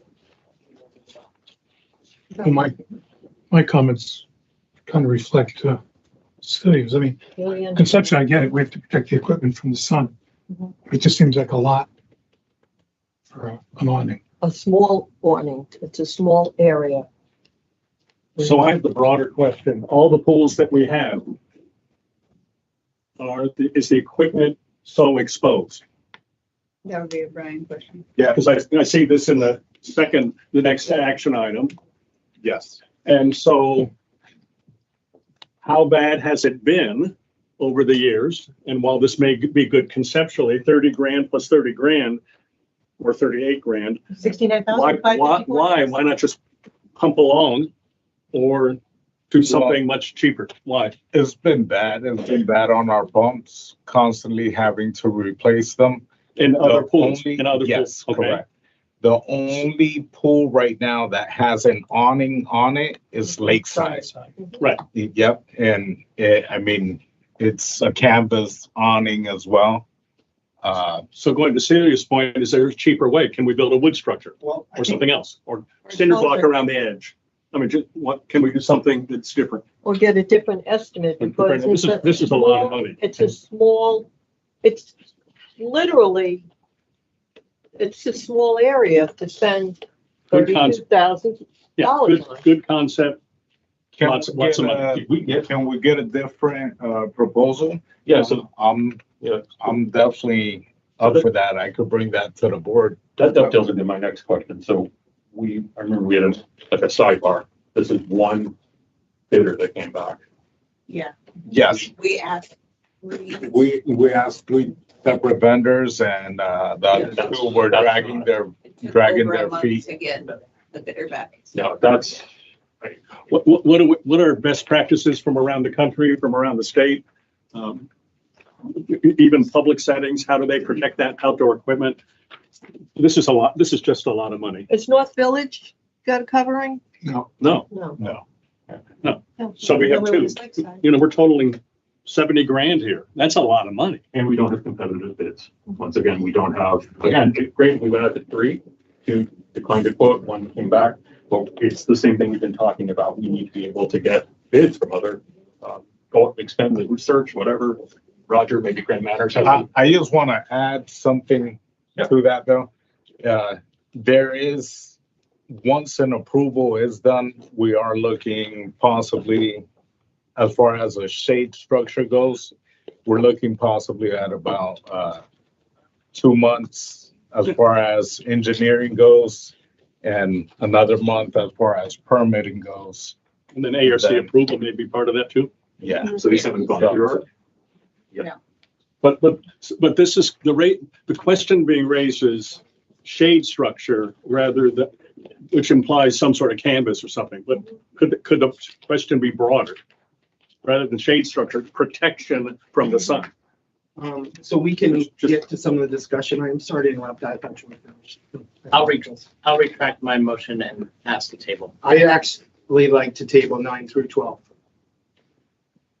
Motion from Jared, second from Jim. So. Well, 9 through 12? Jared. All of them? I'd rather just defer 9 and 10. Yeah, just 9. Talk about 11 and 12. So Again, table 9 and 10. Okay, so Jared and second by Jeff. Any other discussion? So that was to table 9 and 10 or just Right. 9? Table Just 9. 9 and 10. But I would like to be talking about this extensively so that we're not picking up this conversation in July, Right. where we're stopping it right Good workshop thing to talk about. now. Yes. Okay, all in favor? Aye. Anybody opposed? Okay, so we're tabling 9 and 10. All right, number 11, motion to approve shade structures to the KA field by L&J awnings, the amount of $48,760.80. Do I have a motion for discussion? I'll make the motion. Second. I'll second for discussion.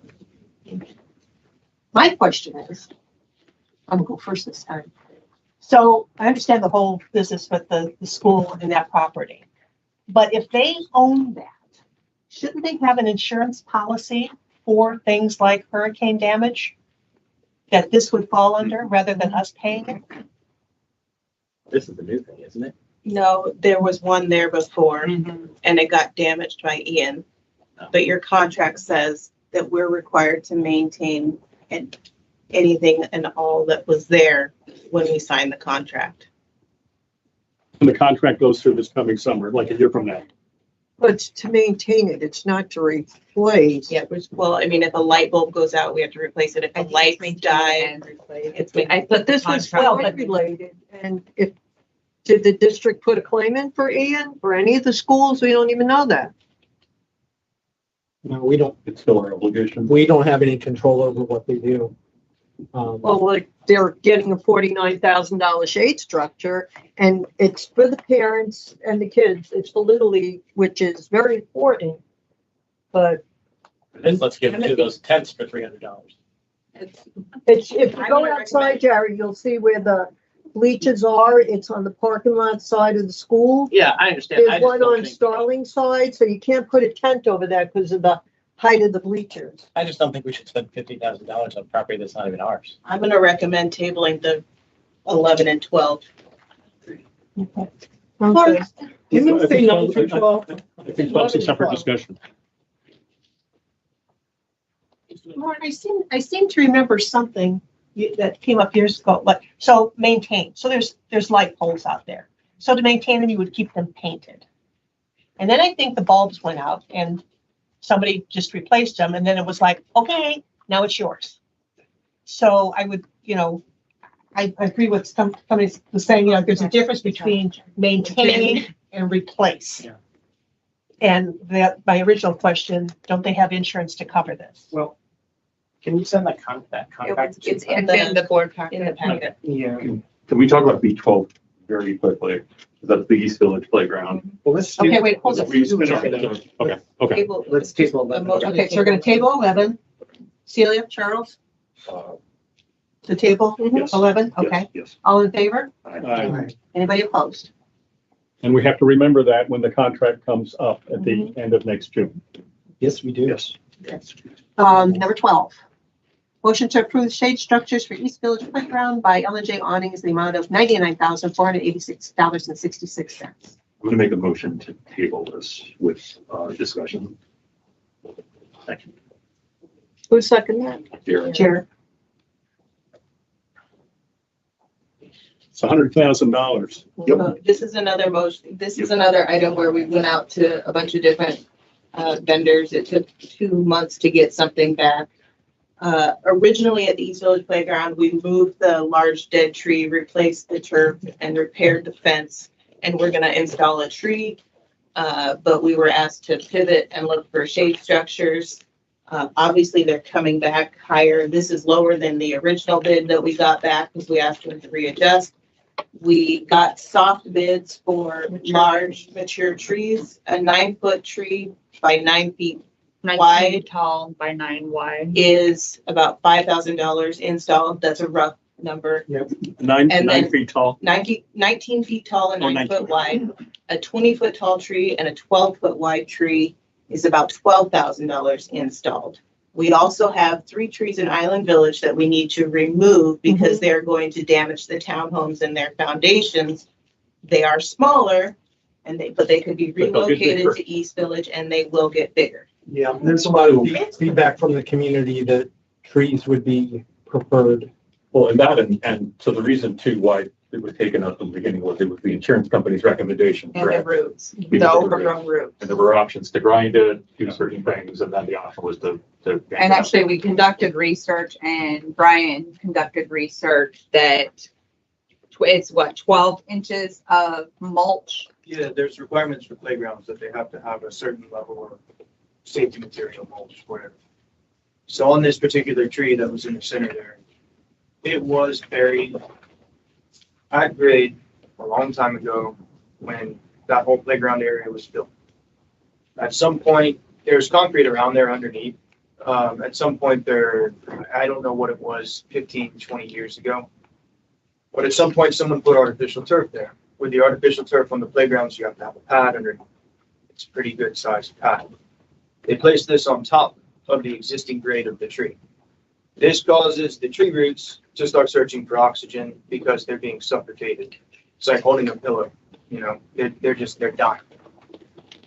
In doing this, they also created root girdling, which is where roots start to wrap around the base of the tree and act as a noose. And it's just a matter of time before the tree goes. We looked at grinding the roots for the tree. We consulted 3 different people. Every single one of them said, yeah, I give about a 20% chance of survival. And the next storm you have, this tree will come down. Not probably, it will come down. So we decided to go against that and remove the tree. They mentioned the 3 trees in Island Village. They're pretty good size. They're just under the, they're around 16 feet tall and probably pushing 8 feet wide. They're good trees. I do not recommend putting them back inside the playground. I don't recommend putting them close to the fence. You will just be setting yourself up for maintenance problems 3 years down the road, 5 years down the road. You'll end up removing these trees because someone trips and then it becomes a liability issue again. When they first go on the ground, beautiful, great. I'd say put them around the perimeter of the playground, or there are some what do you call them, rides, or some playthings where the kids can swing back and forth on them. Not swings, but putting them over in that area may be a better idea. And there's mulch in that area. Seesaws. That's what it is. Putting them back behind the swings, away from the swings, might be a good idea. But then will they provide shade? No. It's going to take time. We did put 4 trees. I think 4. We put 3 trees back in when we removed the 2 trees. 2 of those trees are Eliocarpus, and we put them in because they will grow to a mature height of 25 to 30 feet with a 30-foot spread. They're a softer root structure than an oak tree, so we don't anticipate having these same issues. The nursery messed up and sent us a pink tababuya by accident that day, so we put it in the ground over there as well. So that one will provide, that one's going to grow the fastest. It'll also provide beautiful pink flowers. Like you see the trees, they drop all the leaves, they put off the pink flowers. They drop all the flowers, they put off their leaves. We did place that one over there as well. So I became an expert on this yesterday because I Googled stuff. Yeah. Is it possible to get, I think I saw a big tree nursery where you could pay more but get a full-grown tree? I put that in my email as well. That would be on a per tree assessment on the cost of that.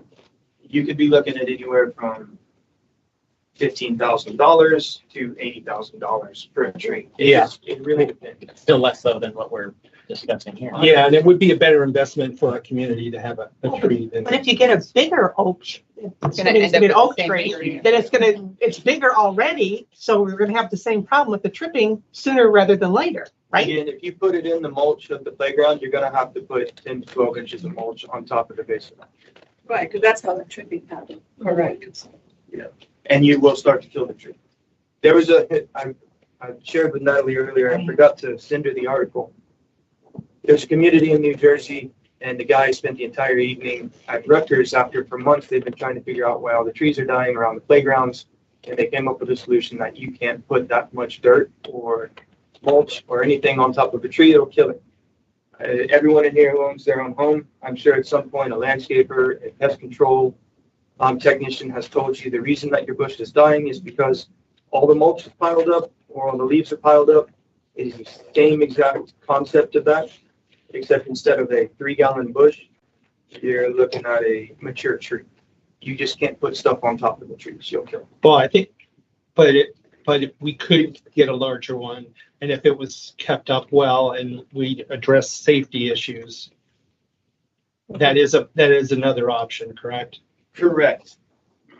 Personally, my opinion would be to not put it inside unless you found an area, a pocket that you could put it in, but not in the middle of the park. Like that's the last one. And it was a shame because it really was a beautiful tree. Really, and it was really neat. And when the map came up, I wish I had a picture, but if you could see the patterns in the root from where it had grown through it actually grew through the artificial turf. Like it broke it open, through it. But if you could see that design in the roots, that's somebody would pay for a tattoo that looks like that. You know, it was incredible, but not healthy.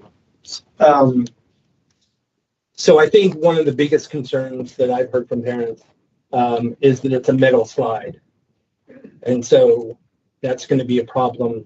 Right. My response to that is I know Celebration is very big on Walt Disney World. So I will challenge anyone who lives in here to visit any of the resorts at Walt Disney World and show me that more than 15% of them have a large mature tree providing shade at the playground. They don't. They don't. None of them do, except I think Animal Kingdom might have some, again, on the perimeter. I've been to most of them. I've been watching since the East Village tree was removed. I have been taking note. You'll find, I grew up on playgrounds, much like the soccer fields. I grew up without large shade on playgrounds, on metal slides, on plastic slides, all of these things. So I just had an idea. Can you put, like I've got little things that go into my pots at the end of my drive, the sprinklers like that. Can you put something like that where it would shoot water down the slide? That's a liability. That's a liability. An idea. Teenage I mean, I would go and use the playground if we did that. David's hand up. David's hand up. The motion on the table, the motion is to table this. Yeah. So it sounds like the consensus is, we don't want to go with a shade structure. Let's look at some Something options else. for trees. So can management come back with some recommendations? Yes. The other piece is, as you think about shade structure, for how many years, almost since the beginning, Dog Park Committee has been saying we need shade structure. So I do not support shade structure unless the Dog Park Committee is part of that discussion, because that's not been addressed for 8 years. And what worries me too, we were talking about approving these, we haven't gone to ARC, correct? So we would have approved this, purchased it, done it, ARC. We usually work in tandem with ARC before we bring it to the board. Even if it's not fully approved, it still will be. With Mark. We talk with Mark and TCC over these. So we've got a motion to table by Charles and Jared. Can I just make one comment Absolutely. about a mature tree? If you go down to Island Village, Brian, you go down to Island Village, correct? Talk about the tree in the center. That tree With that some went expressed- over in Ian, how long was it planted for? Went over and now it's being held up by straps. So now we're gonna put a real mature tree next to the playground. And the chance that a storm is gonna come and knock that tree over into the playground. Or does it knock it over during the storm, but next time there's a nice big windstorm, it's gonna knock the tree over. Well, I'd like to get more information, more data as opposed to just a sample of one. But it's something I think we should consider, and we're not voting on doing that tonight, so. Yeah, and again, I can We'll go back to the tree route. Huh? go back to the treehouse. Tree route. Okay. Do so- we I'll- need to go back to Brian? I'm sorry, finish. No, go ahead. I'm calling the vote. I was gonna call the vote, but you got another question? No. Okay. So he, Wait, oh, sorry. all in favor? Aye. Anybody opposed? Okay. Can we Now go we go back back to, Can we go back to 3 and 4? Right. Yeah, to the fields. yes.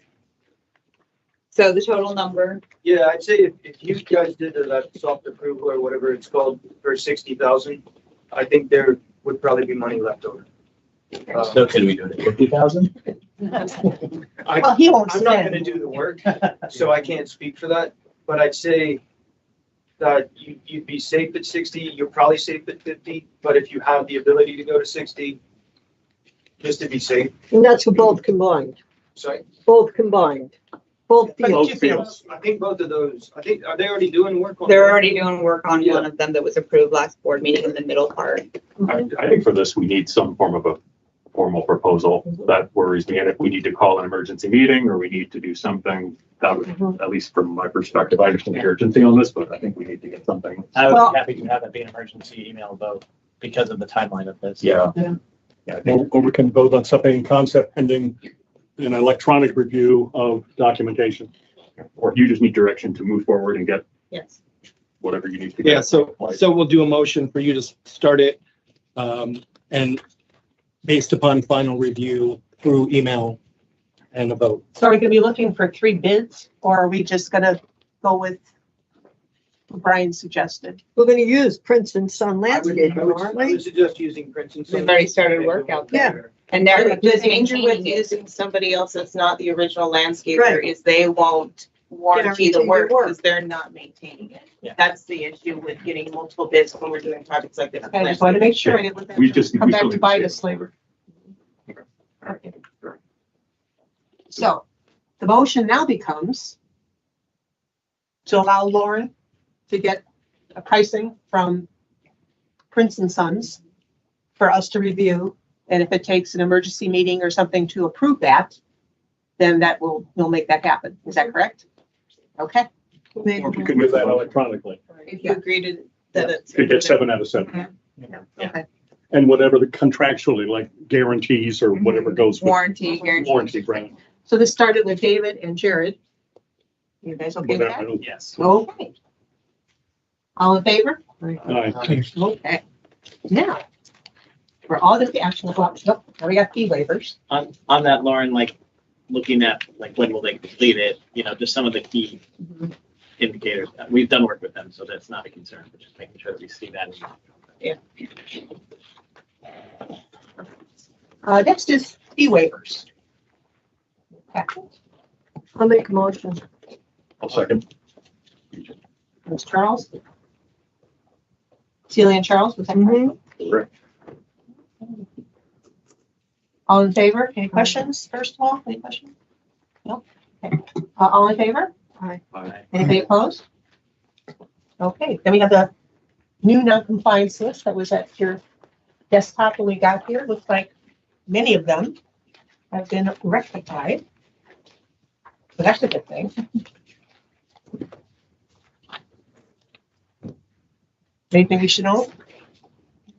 No? Okay. Motion to approve non-compliant list. Is that Charles? Is that you, Charles? Yes, that was me. And Jim? Seconded it, yes. All in favor? Aye. Anybody opposed? Okay, now we have a lowly payment plan request, actually two. Have a motion? Second. Okay, wait. Good. That who was the first one? Jared. Jerry. And the second one was? Jerry. Yeah. Okay. Any questions? Okay, all in favor? Aye. Okay. Next is the management update. So I'm just gonna go high level through administration because the other pieces get rather extensive and they're all in the packet for everybody to read. Staffing, you have a current vacancy of 1 full-time park and rec monitor. We filled the 2 vacant maintenance tech positions. We do have 1 maintenance out on medical leave, so we're still a little short, but at least we're getting closer. We did hire our vacant resident services coordinator, and she started this week, so we are closer to fully staffed. Town hall, as I mentioned earlier, the gentleman from CERTA is on vacation until the 7th. He expects to have something back to you guys so about a week afterwards, and then we can set up a workshop to discuss that and next steps moving forward. He's also been working with Mark from TCC directly to make sure things are in line with them, to cut out the middleman so they can talk. That's a great idea. One-on-one. Heritage Hall repairs have been started and should be completed by the middle of July. Island Village, the mews are being repaired by Exquisite. Tom has been working with Mattamy on the refunding us for the repair of the mews because of being hit. Yeah. There's been some talk about the sinkhole. So the sinkhole, could we? The sinkhole at Heritage Hall is not a safety issue. So we've been putting that on hold until there is a need to redo the deck or it becomes an issue. And it's going to be part of your workshop and long range planning or master plan discussion because it's going to be Give more details other than just a sinkhole. It's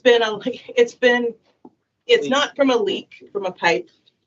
It's just from natural irrigation runoff from the irrigation system and natural rain. So it's not anything that needs to be fixed or repaired or immediately. So it's erosion. It's erosion, yes. It's not, a sinkhole. everyone's not being swallowed up from the pool. No. Correct. So this is not insurance, just No, it's just natural erosion. Yeah. Natural erosion over time. Yeah, it's very important. We make that distinction for the community. Thank you. Yes, and the reason we haven't moved on it is once we got the report back and found out what it wasn't a safety and security issue. So it was kind of put on hold because the expenditure and the digging into the pool was going to be a big So like I said, with the Muse, we're working with Tom and Mattamy to get the refund for the initial redo of the Muse since they were handed over completely dead. We've ordered the signage required for the pool out there, and we're working with Mattamy to remove the bike rentals from the amenity center. Natalie sent them a deadline to remove them by. If they're not removed by then they'll continue to move forward with engaging as appropriate. What about the barbecues? The barbecues, we need to come up with a policy. I know Nikki's working with the park, is going to work with the Parks and Rec Committee on a policy for that. She already reached out to Bill at Artisan Park and has his policy for the rentals for them. They're already on your insurance because they exist out there. I can't pull them off without ripping them out of there. So I think moving forward, we just need to have a sound policy of how they're used and what the rules are. But down in Artisan, there's staff when that's Correct. used. Yes. There's no staff in Island Village. Well, when it's they the same thing with rental of the amenity center. We have part of the requirement of the rental is that we have a staff person out there. So if we're allowing rental of the barbecue, then there needs to be then we need to have a staff member out there. So you're gonna have to put a lock on them or something? There's already locks on them. There's one. But just from being down there every weekend, there's always somebody trying to use the barbecue. And can we put a word out that they're not open, like in Monday Matters? That's something in Monday Matters. Can I put a sign up? There is signs right on it. Jim, here are signs right on it. Well, I'm not sure how much clearer you can make it. Well, when somebody wants to put a portable grill in it and light it up, you want to make sure you're protected. But it's locked. No, she's At the saying bottom. someone is going to be very unintelligent. It's not the insurance. When we hear that that's happening, a park monitor or a maintenance person goes out there. I've had to send them out there twice. Do we have a camera, security camera? Yeah, Celia on We weekends. just got Wi-Fi active out there, so Jose's working on getting it set up to the system. And so there will be one Yeah. there to look at. So Celia doesn't have to be responsible. It's really nice down there. I think she enjoys that part of the job. I think she does, yeah. But you need to stop using those cushions as floats. You can get a good hand if you sit out on the. What else you got, kiddo? I'm just gonna leave the rest as it is. It's mostly the projects that were completed, upcoming projects, the community standards information, upcoming events and past events, and the Parks and Rec programming that Playgrounds. Yeah. I was gonna Playgrounds. comment that too. playgrounds. So we've offered to meet with Phoenix Works to discuss what they need to do at Spring Park. They were not making themselves available until Thursday of this week. So I don't expect them to be done by the 30th, which is what the requirement is in their demand letter. We probably need to set up an exec session with Tom so you guys can decide how you want to proceed moving forward. And what about Long Meadow? They look Same like, thing. That one's moving along. yeah, because, They did a lot in the last 2 days. yeah, at Long Meadow, right? Yeah. That one, they're putting some effort in. If it didn't rain today, they actually may have been done. Right. No, Almost all the turf is down. They had to stop on one Almost. section. it You rained walk by today. it every day? That's That's what yeah, he said. right. That's what, Yeah, well, if it hadn't right rained every today, day, they probably would have been done, yeah. That's what I said. I just want to compliment the park miners. I called a couple times for the basketball courts and they went down there because our kids were playing and literally 25 adults, non-residents, clear the court out from the park miners. So they're doing a fantastic job. They certainly are.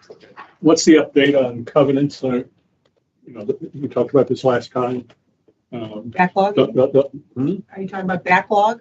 No, I'm thinking of inspections, because the contract calls for quarterly inspections of every single family dwelling. So because of the fully manual process with tracking in an Excel spreadsheet and generating the mail merge for every letter and hand stuffing every letter and mailing them out, we are not able to meet the quarterly requirement, and we fully own up to that. But Jose has been moving mountains and finally migrated the covenants application that he's been developing into the cloud. So it's here, and the dev site is almost ready to go.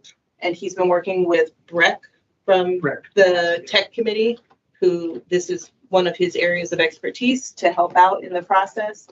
So hopefully we'll get that rolled out and we can move more into an automated process. It just takes time to develop that. When you say he's moving mountains, you really mean he's working after hours? Oh, yes. He's 2, working 3, 4 after in the mornings. on the weekends on his own time to develop this. Yep. So then the other part is just the whole covenants process, not just from the inspection, but what do we know from the past where we have areas of issue? I know we had some workshops a couple of years ago. It may be worth having a workshop just to deal with the whole covenants piece, because how celebration looks, is vital to our Workshop future. on what level, David? What are you talking about? Just to look at the whole flow of things. I mean, we had some reports a couple of years ago. The board. Yeah. Yeah, I think they, there was a time when they made the process shorter, and that was probably good for some reasons, but in this environment, I don't think it fits to our residents. So that's something we can talk about. Yep, absolutely. Making sure that's on the radar screen. That's, those are covenants. How soon do you want me to schedule that Well, workshop? I mean, we're talking about additional workshops. So, And to fit it, I think, you're not sometime talking in the about next 2 3, hours to sometimes it's vote not into that. urgent, but something that we don't wait till January to talk about. But also, again, with the budget discussions, if there's something, if you're tracking this on Excel, and you're doing this manually, Yes. and you need budget, we need to get in front of that now. Yeah. Because again, It all fits together. so again, with the need to have a strategic workshop earlier. So if this is something, we need to identify this now, I would say, get in front of this now before the budget gets to us. Yeah, I mean, the hard part about this is you're not gonna buy something off the shelf that's gonna work for Correct, celebration, right. which is why, because Jose, this is one of his passions in life is coding and developing applications. He volunteered to do this and he's working on it with Greg, so it actually fits our work process and fits the needs of celebration. So he wasn't voluntold? He was not, no.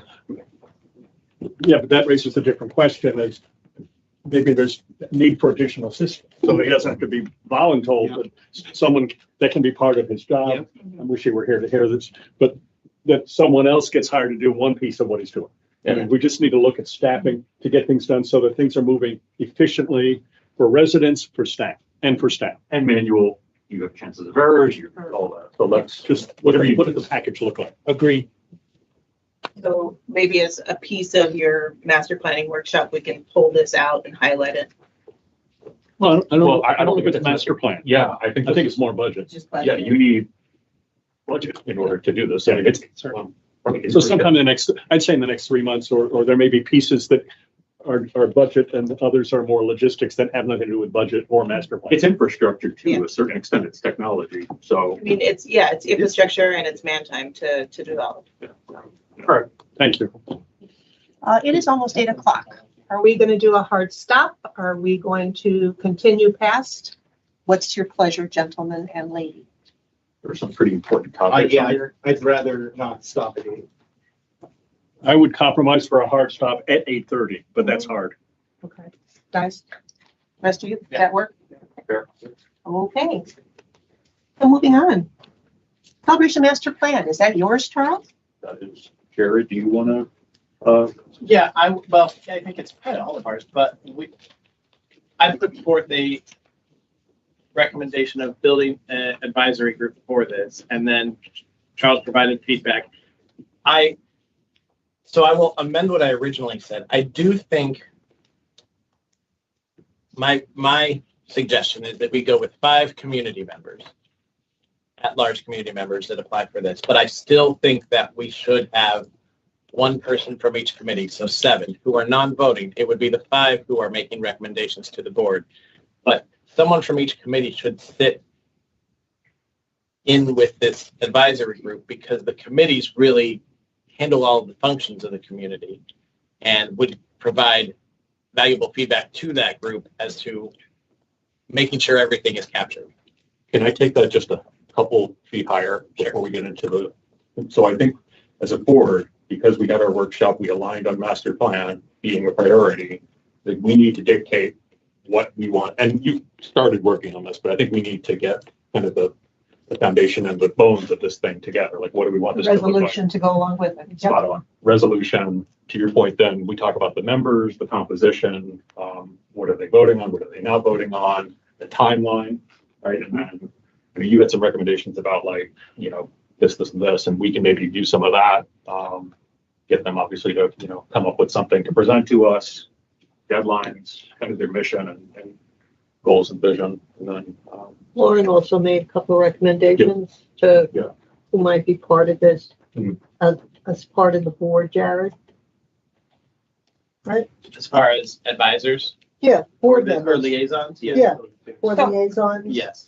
We discussed last month, we couldn't come to a consensus or at the workshop, but Can we go back to what your vision was for the members? How many total members will be part of this? 12. 12.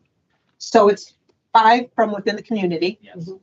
And then it's 7, 1 from each committee. So I think to Charles's point that maybe it's time to schedule a workshop to develop the resolution and the composition and the end goals for this committee. Sooner rather than later. So some of this can get folded into whatever the budget looks like. Yeah. So does anybody have a? I think that leads into our next. David has. I have a whole different perspective. I think this is the board's responsibility to build a master plan with resident input and committee input. I am very cautious concerned about setting up an advisory group, because if that group then comes up with recommendations and then those don't get accepted by the board, guess who's not going to be happy? Members of that group. So I think it should be board discussion, seeking the input, same concept, but without a structure for an advisory group.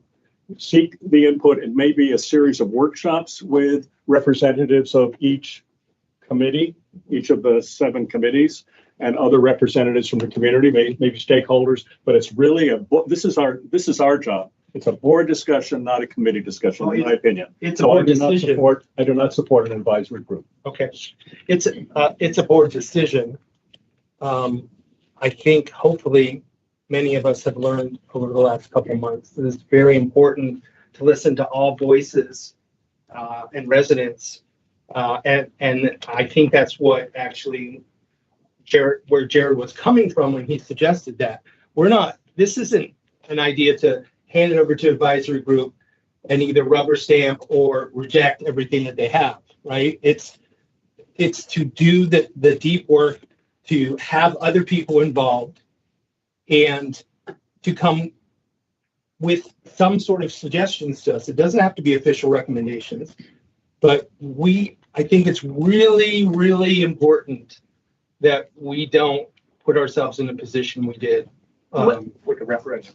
Excuse me. wait, Yeah. wait, Wait, what, wait. what do you mean? Just a minute. Okay, I go ahead. didn't even say anything. Okay.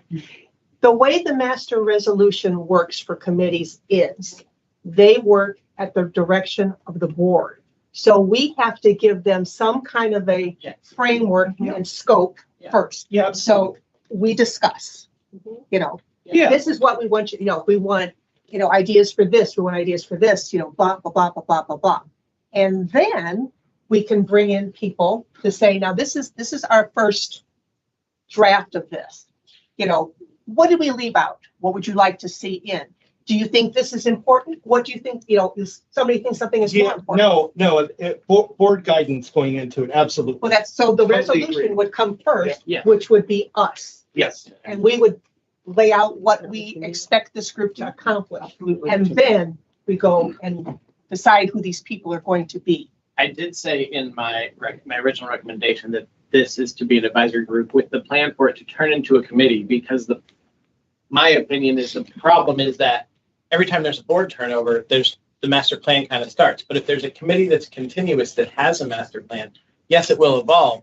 But if there's always a committee that is involved with the master plan, they're making sure that projects that take 6 years or things that aren't forecast for another 10 years are at least staying in the forefront, because that's something that is maybe falling by the wayside. And so turning the advisory group into a smaller committee that then advises the board, well, this is what you maybe should be working on. Again, the board can decide yes or no, but there's someone keeping the pulse on the master plan, making sure it's applicable, because it may change over time, but it's a group that's someone's responsible for the master plan, because right now there isn't that. Yeah, and I think, and all spot on, and I think this is hopefully where we're ultimately going to land. And then back to the resolution, we're trying to solve Z when we don't have X and Y.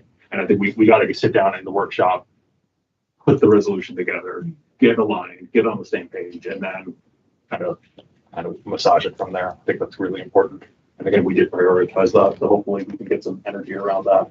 And I think we're going to have to learn to walk and chew gum at the same time because, yeah, this thing. So is there some interest in at least scheduling a workshop to discuss what the next steps look like, whether it's a advisory group, a committee, a board action? Can we do that through email just so we, or just, okay, yeah, Well, let's, wait, just all wait, add wait, on calendar. no, but I think we need to talk about the resolution first.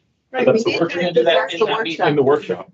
Okay. For some reason, that's not what I thought you just said.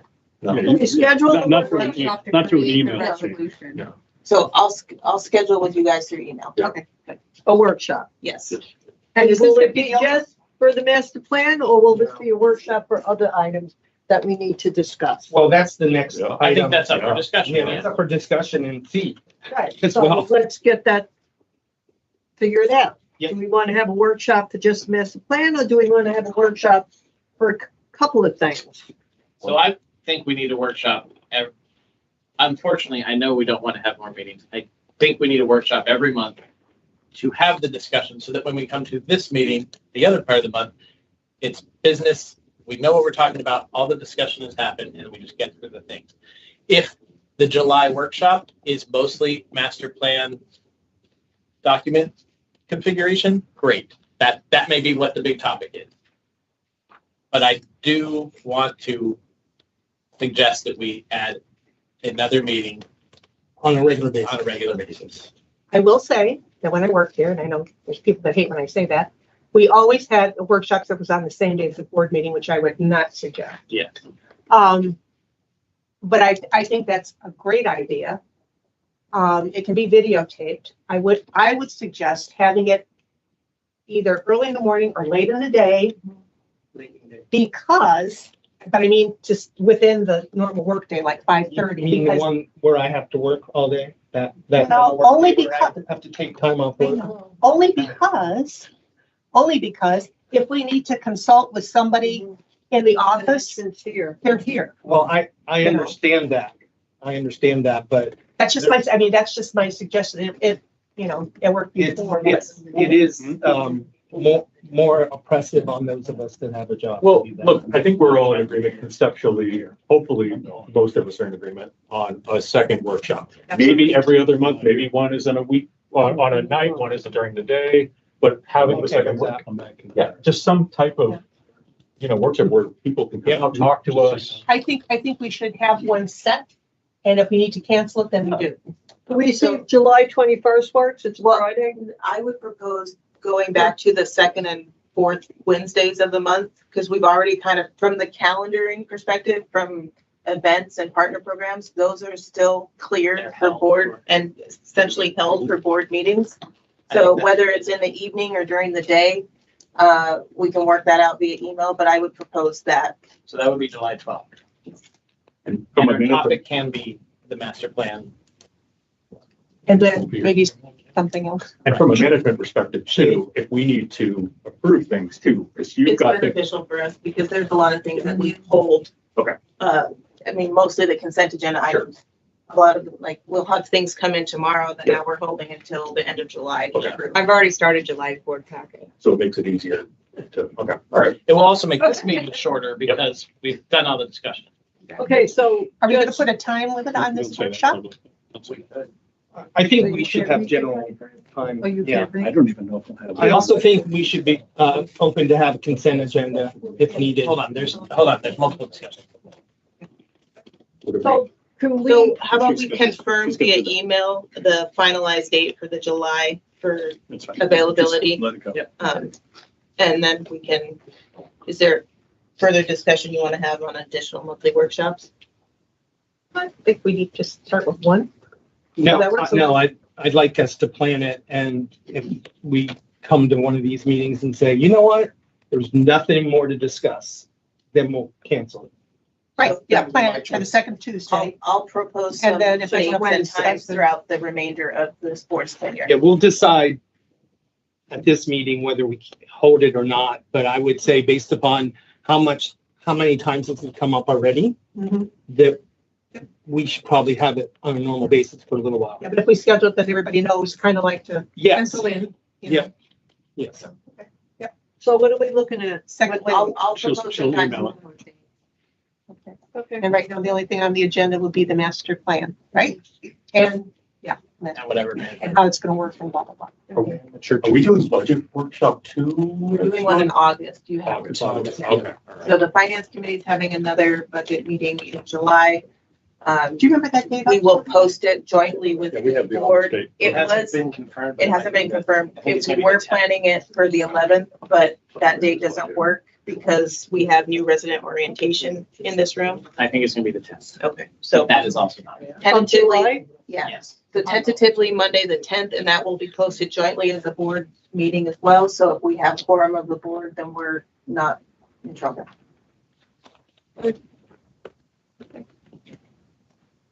We're still maintaining the second finance committee, the regular one. You are, yes.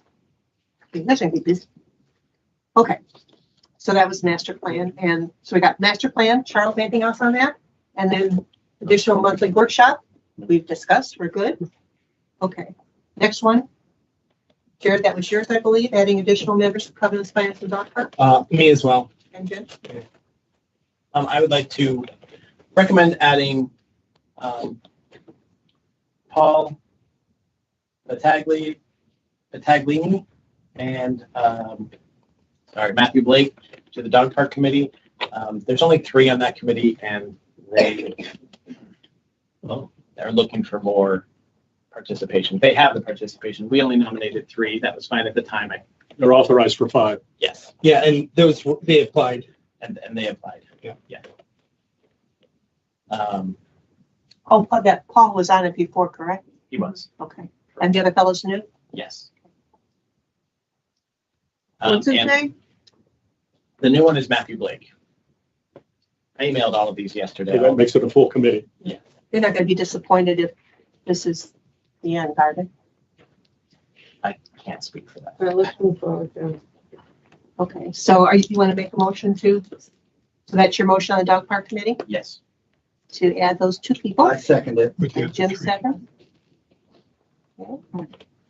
Anybody want to discuss anything about that? Sounds good. Okay. Anybody opposed? Anybody? It's only as a discussion item, so we have to move it to the next Chair, agenda. chair. We have to move to the next agenda? Yeah, I don't think you usually take action on this because it's not an action item. Okay, It's that's a fine. discussion So item. we can put it on. You can propose it and discuss it now, and then we can put it on your workshop agenda for Correct. final approval if you want. And let Can them we come to make a meetings. They motion can come to that- meetings. We're going to push it back up to 5, a general. You can't, no, motion. You can have a general agreement. Well, that's fine. That was my discussion. We can discuss it at the workshop Yeah. and vote on it. Yeah. I actually think we have a general agreement on that. Well, we can't vote on it because we're, Because it was not Yeah. listed as an action That's item. fair. Also for covenants, I'd like to add Sandy Chaleski and Shelley Reiki, I don't know if I'm saying that last name right, to that committee as well. My only thing here is, you're the liaison with the dog park committee. Yeah. So I can appreciate and support your decision on that. But as far as covenants goes and finance, you're on finance, but, so if you want to make that a recommendation for finance, who's the liaison for covenants? Me. Okay. I do not have a recommendation for finance. I did originally, I do not. Can we just talk about covenants then? you want? I like Gary's idea that he made an owner's comment, having 2 people who used to be on it. I think you said there were 4 who were not renewed. I would pick 2 of those 4 Shelley, to Sandy. fill out, to expand covenants. Well, the one proposed by Jared, we're both on the committee Oh, before. okay. But I would defer to, Well, right now we have Jack, who's very experienced, and we have Dane, was on for 1 or 2 years, I don't quite, 1 year. Half a year. And he's the chair, and I think he's doing a really good job.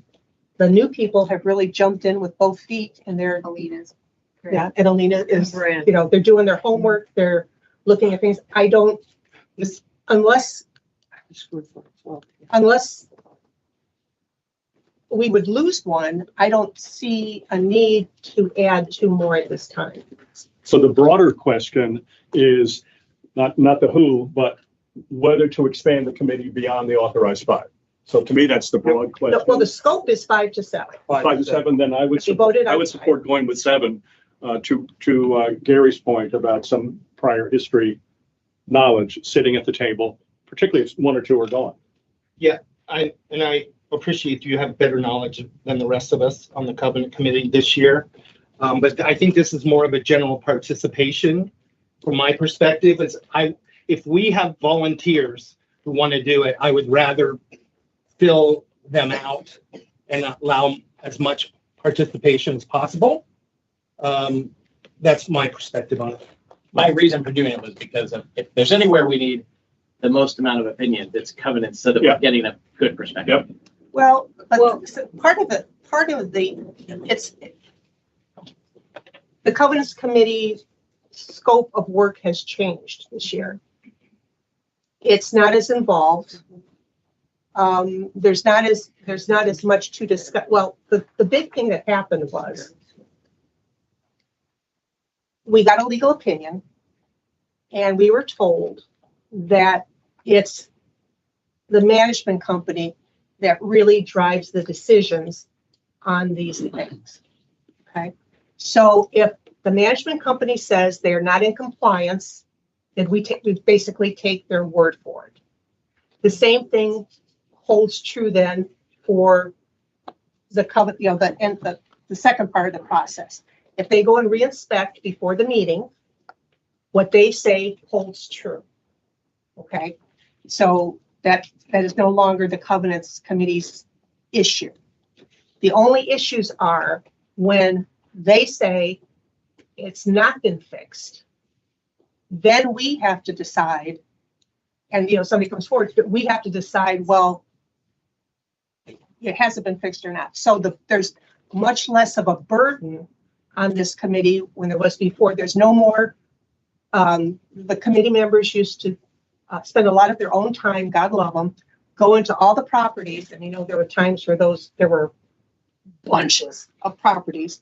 They would take their own time, they would do their own inspection. We're not supposed to do that.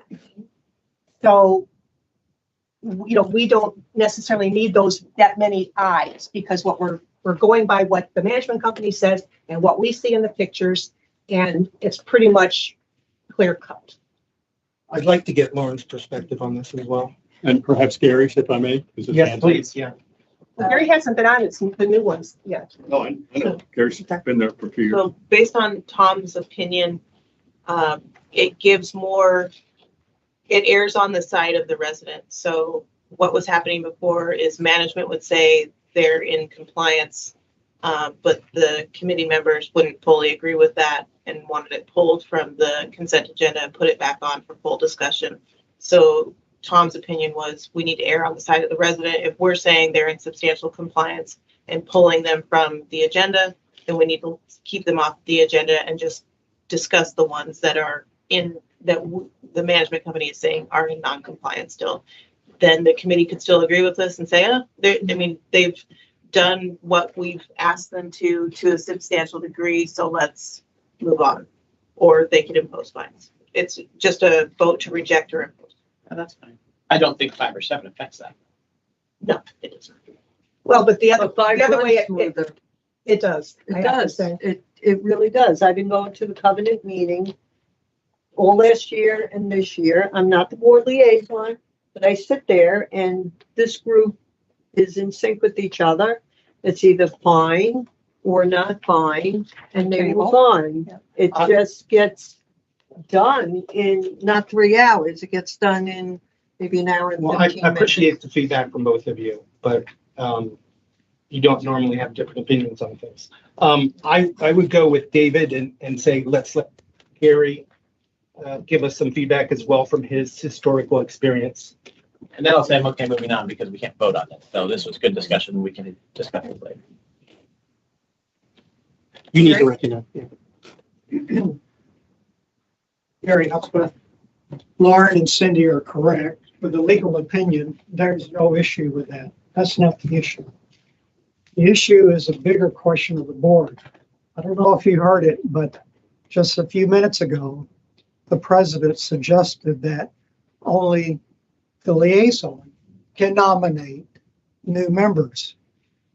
The board can nominate anyone because that's how you approve. No, not new members. We were talking about specific committees. I would never think to tell Jared, I think, you and we as a board need to consider to add more people to the. Can you let Gary finish and then? I just wanted to correct, because that's not exactly what I meant, but go ahead, Gary. Consider the board always nominates all the committees every year. And you discuss that among all yourselves. Each of you has an individual opinion on who and who should not be nominated. That's the way it's always worked. But for now, what I'm hearing is the liaison says only I can submit names. That should never I didn't be. say anything should about never- names. I said about. You told him that he shouldn't be nominating people for a committee. He's not a liaison. Well, I didn't mean the specific people. That's not the word you use. Yeah, I didn't mean the specific. They agree. So is this something in the workshop we would then take up as a vote? So I'll put it on as an action item to appoint members of potential. But the first question is whether to expand the committee to have 7, because it's 5 now. It's 5 to 7. It's 5 to 7. No, it is 5 to 7. So Do we we want have to add 5. 2 new ones? They're all well within, Yeah. so I'll put motion to appoint. It's similar to replacing them, but yeah, I'll I see put- your distinction. Filling a big, well, We're not amending the resolution. no, we're not No, amending the I'll resolution. put a motion to appoint, X number of people. 1 or 2 new members. To what the 3 committee, or the 2 committees, because we're striking the finance committee. And then whatever the motion ends up being is what the motion ends up being. Okay. Okay. Moving on, we've got 10 more minutes, yay. Okay, electric vehicle charging station at Lakeside. Jared, is that yours? Yeah, I can do it. Both, short. actually, it's him and I. Oh, Jared. Yes, we did homework together and And we're still we living. met together and we have a PowerPoint presentation about Oh, charging. boy. I couldn't do the very short version. Haven't seen a PowerPoint in many, many months. What that sign? Sorry, sorry, that was sarcasm. Gets greater as the evening goes on. Okay. Lakeside parking. This is the parking lots. When you, next, please. This is how many parking spots there are. The next slide shows how this breaks down. It's 50 parking spaces, 4 of which are accessible, 6 of which are electric.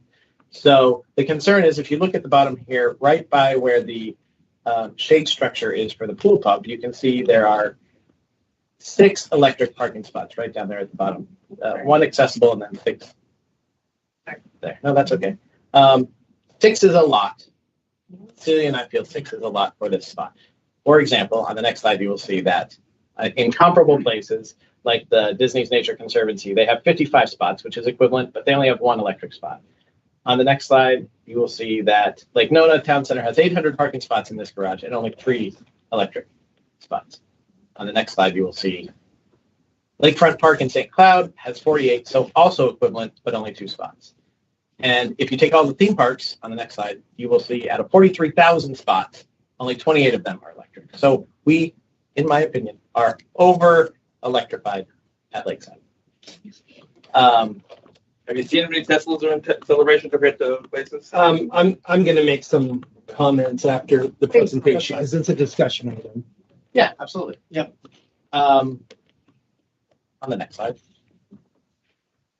I and Celia and I are recommending removing 2 of the charging units where it says P3, 4, 5, and 6, turning those into parking spots, leaving the superchargers in E1 and E2. There are still chargers at the sports complex. There are chargers here at Town Hall, and there are 10 Tesla chargers just right outside of town.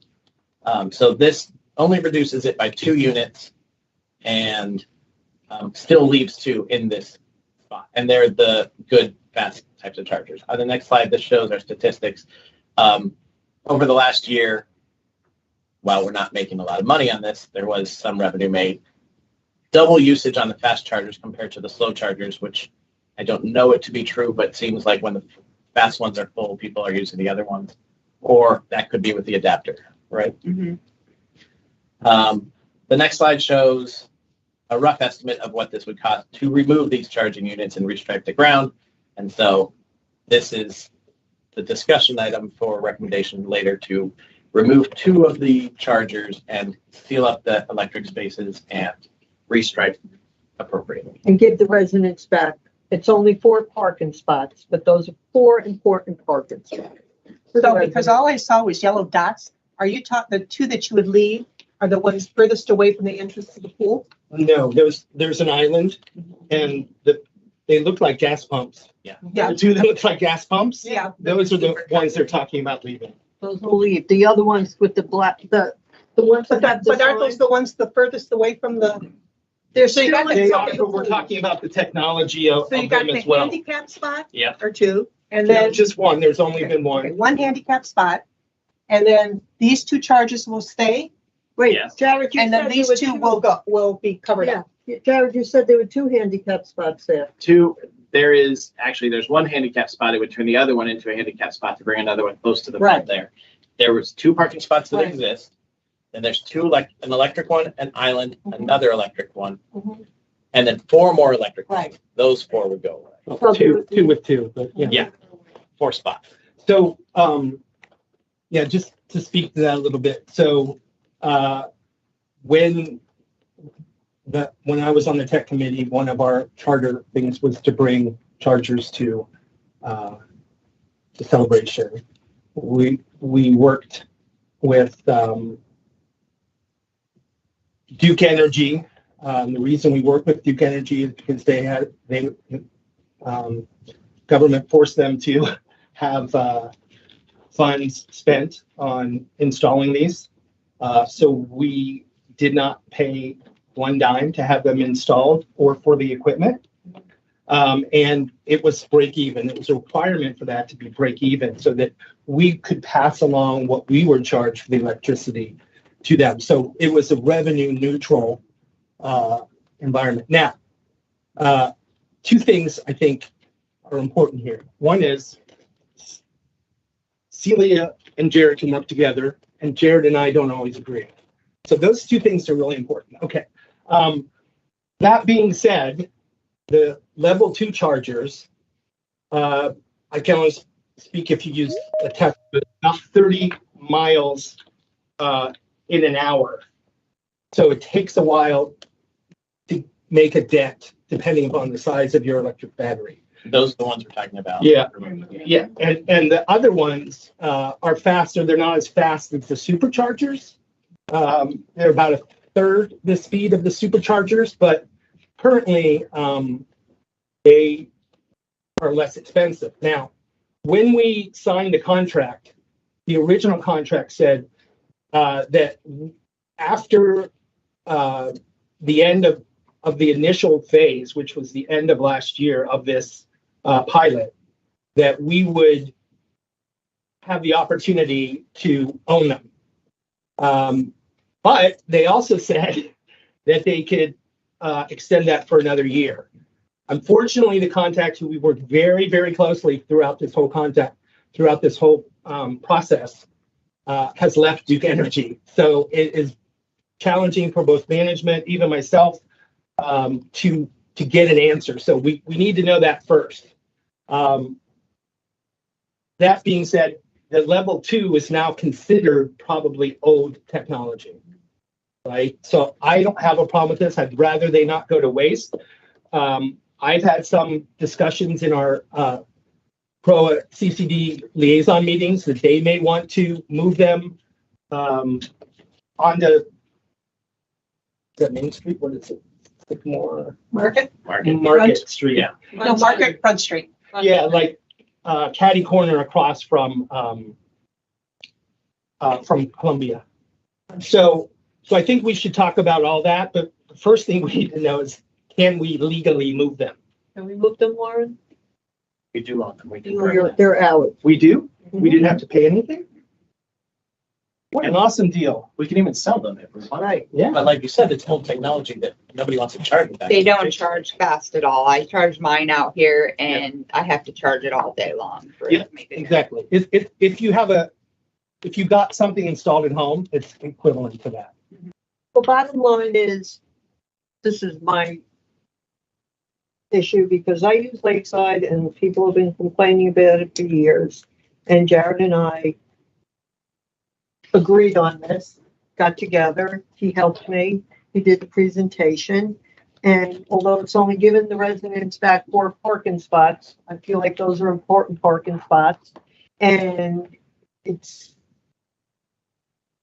given us another handicap spot. So that's gonna be 2 handicap spots now. Right up front. It sounds, Well, that we could do that without this. you can just. Without any changes, we could put in another handicap spot, and I think we should. I absolutely agree with that. Meantime, let's just cover it up, take those signs down that say you're gonna get fined if you park there and give the residents back their 4 spots. You guys didn't ask our team for the usage. We have the reports of how many people are using it, so you guys didn't even ask us for that report. I have all that, and that's all, that was all in this, and that's all. You have a report from my team? Yes. Well, I got it from management. Can I make a comment about going back to the master? 5 seconds. Yeah, I'll be quick. Going back to the master plan discussion, I mean, if we're thinking about the future of Lakeside, right, whatever Lakeside is going to be, whether we're adding on to it, bulldozing it, adding canopy, I mean, I think like a lot of this stuff also needs to be like included in that commentary versus just like, it's great if we want to recover 2 parking spots, but what's the long-term future? 4. But what's the long-term plan for Lakeside? Well, we're just removing them. We could put bags over them for that matter. We're not spending any money. We're just covering over where it says EV with paint, and we're giving the residents back their parking spots. That's it. It's got nothing to do with the long term or anything. You don't think parking has something to do with the long-term utilization? Of course it does. They're minus parking spots now to utilize when they want to go to the pool, the residents. Parking lot's never full up, Celia. It- You're talking Well, about when I lazy go to people the- that don't want to walk 100 feet. Yeah, but you're talking about old people versus young people. Well, I'm sorry. Yeah, let's. I'm like, No, I get it. So just, Celia, Well, we can't vote on this anyway. Celia, can I talk to you directly? Would you, I'm not fighting this. okay, would you like us to discuss, I know there was some mention in Jim and I's meeting with CDD as part of the liaison meeting that they may have some interest in chargers that we may be discarding. Would you like us to inquire into that route and see if they're interested in paying for the movement of them? And then it's a net zero cost for you. Fantastic. Sure. Pursue it. Good, thank you. It's not a commitment, it's a pursuit. It is 8:30. The other thing is brand manager's evaluation. Do you want to tack on an short executive session before the workshop to talk about the evaluation? We already have a nice format Doesn't qualify for executive session, I would argue. in personnel. No, it isn't. It's not a personnel. No, it isn't. It's the performance of grand matters. It's a vendor evaluation. Yeah. Do you want We're to, not gonna go down that road. Put it in the workshop. do you want to just put it in the workshop Yeah. along with master plan? Yeah. I think we need to get some traction. Yeah, we need to get some traction on that. And we have a good format that was applied by Gary, and I know there's been other ideas, so we can work through that together. Okay. Motion to No. adjourn. Thank No, you. wait. What? I want to add something to the next board meeting. Sorry. I want to add something to the next board meeting. I want to add to the next board meeting that we put somewhere on the agenda that we discuss this building and the foundation Winter Wonderland. Because they have the approval from Parks and Rec, and they have to know moving forward which way to go if they're going to have this event in December or not. And she needs to know at least by August. Hopefully we'll have some kind of an idea within a couple of weeks. We need to know Then more we won't about have this to wait. building anyway. Yeah, That's so just but part we of it. need to put it on the agenda so that we can talk, so Okay. Kathleen knows what she has to do. Okay, at the very latest, that So- would be granted. So I will agree to not have a board comment if we all agree to not have board comments. I'm good. Okay. So Jared make a motion to adjourn. Celia seconded. All in favor? Aye. Okay, thanks, everybody.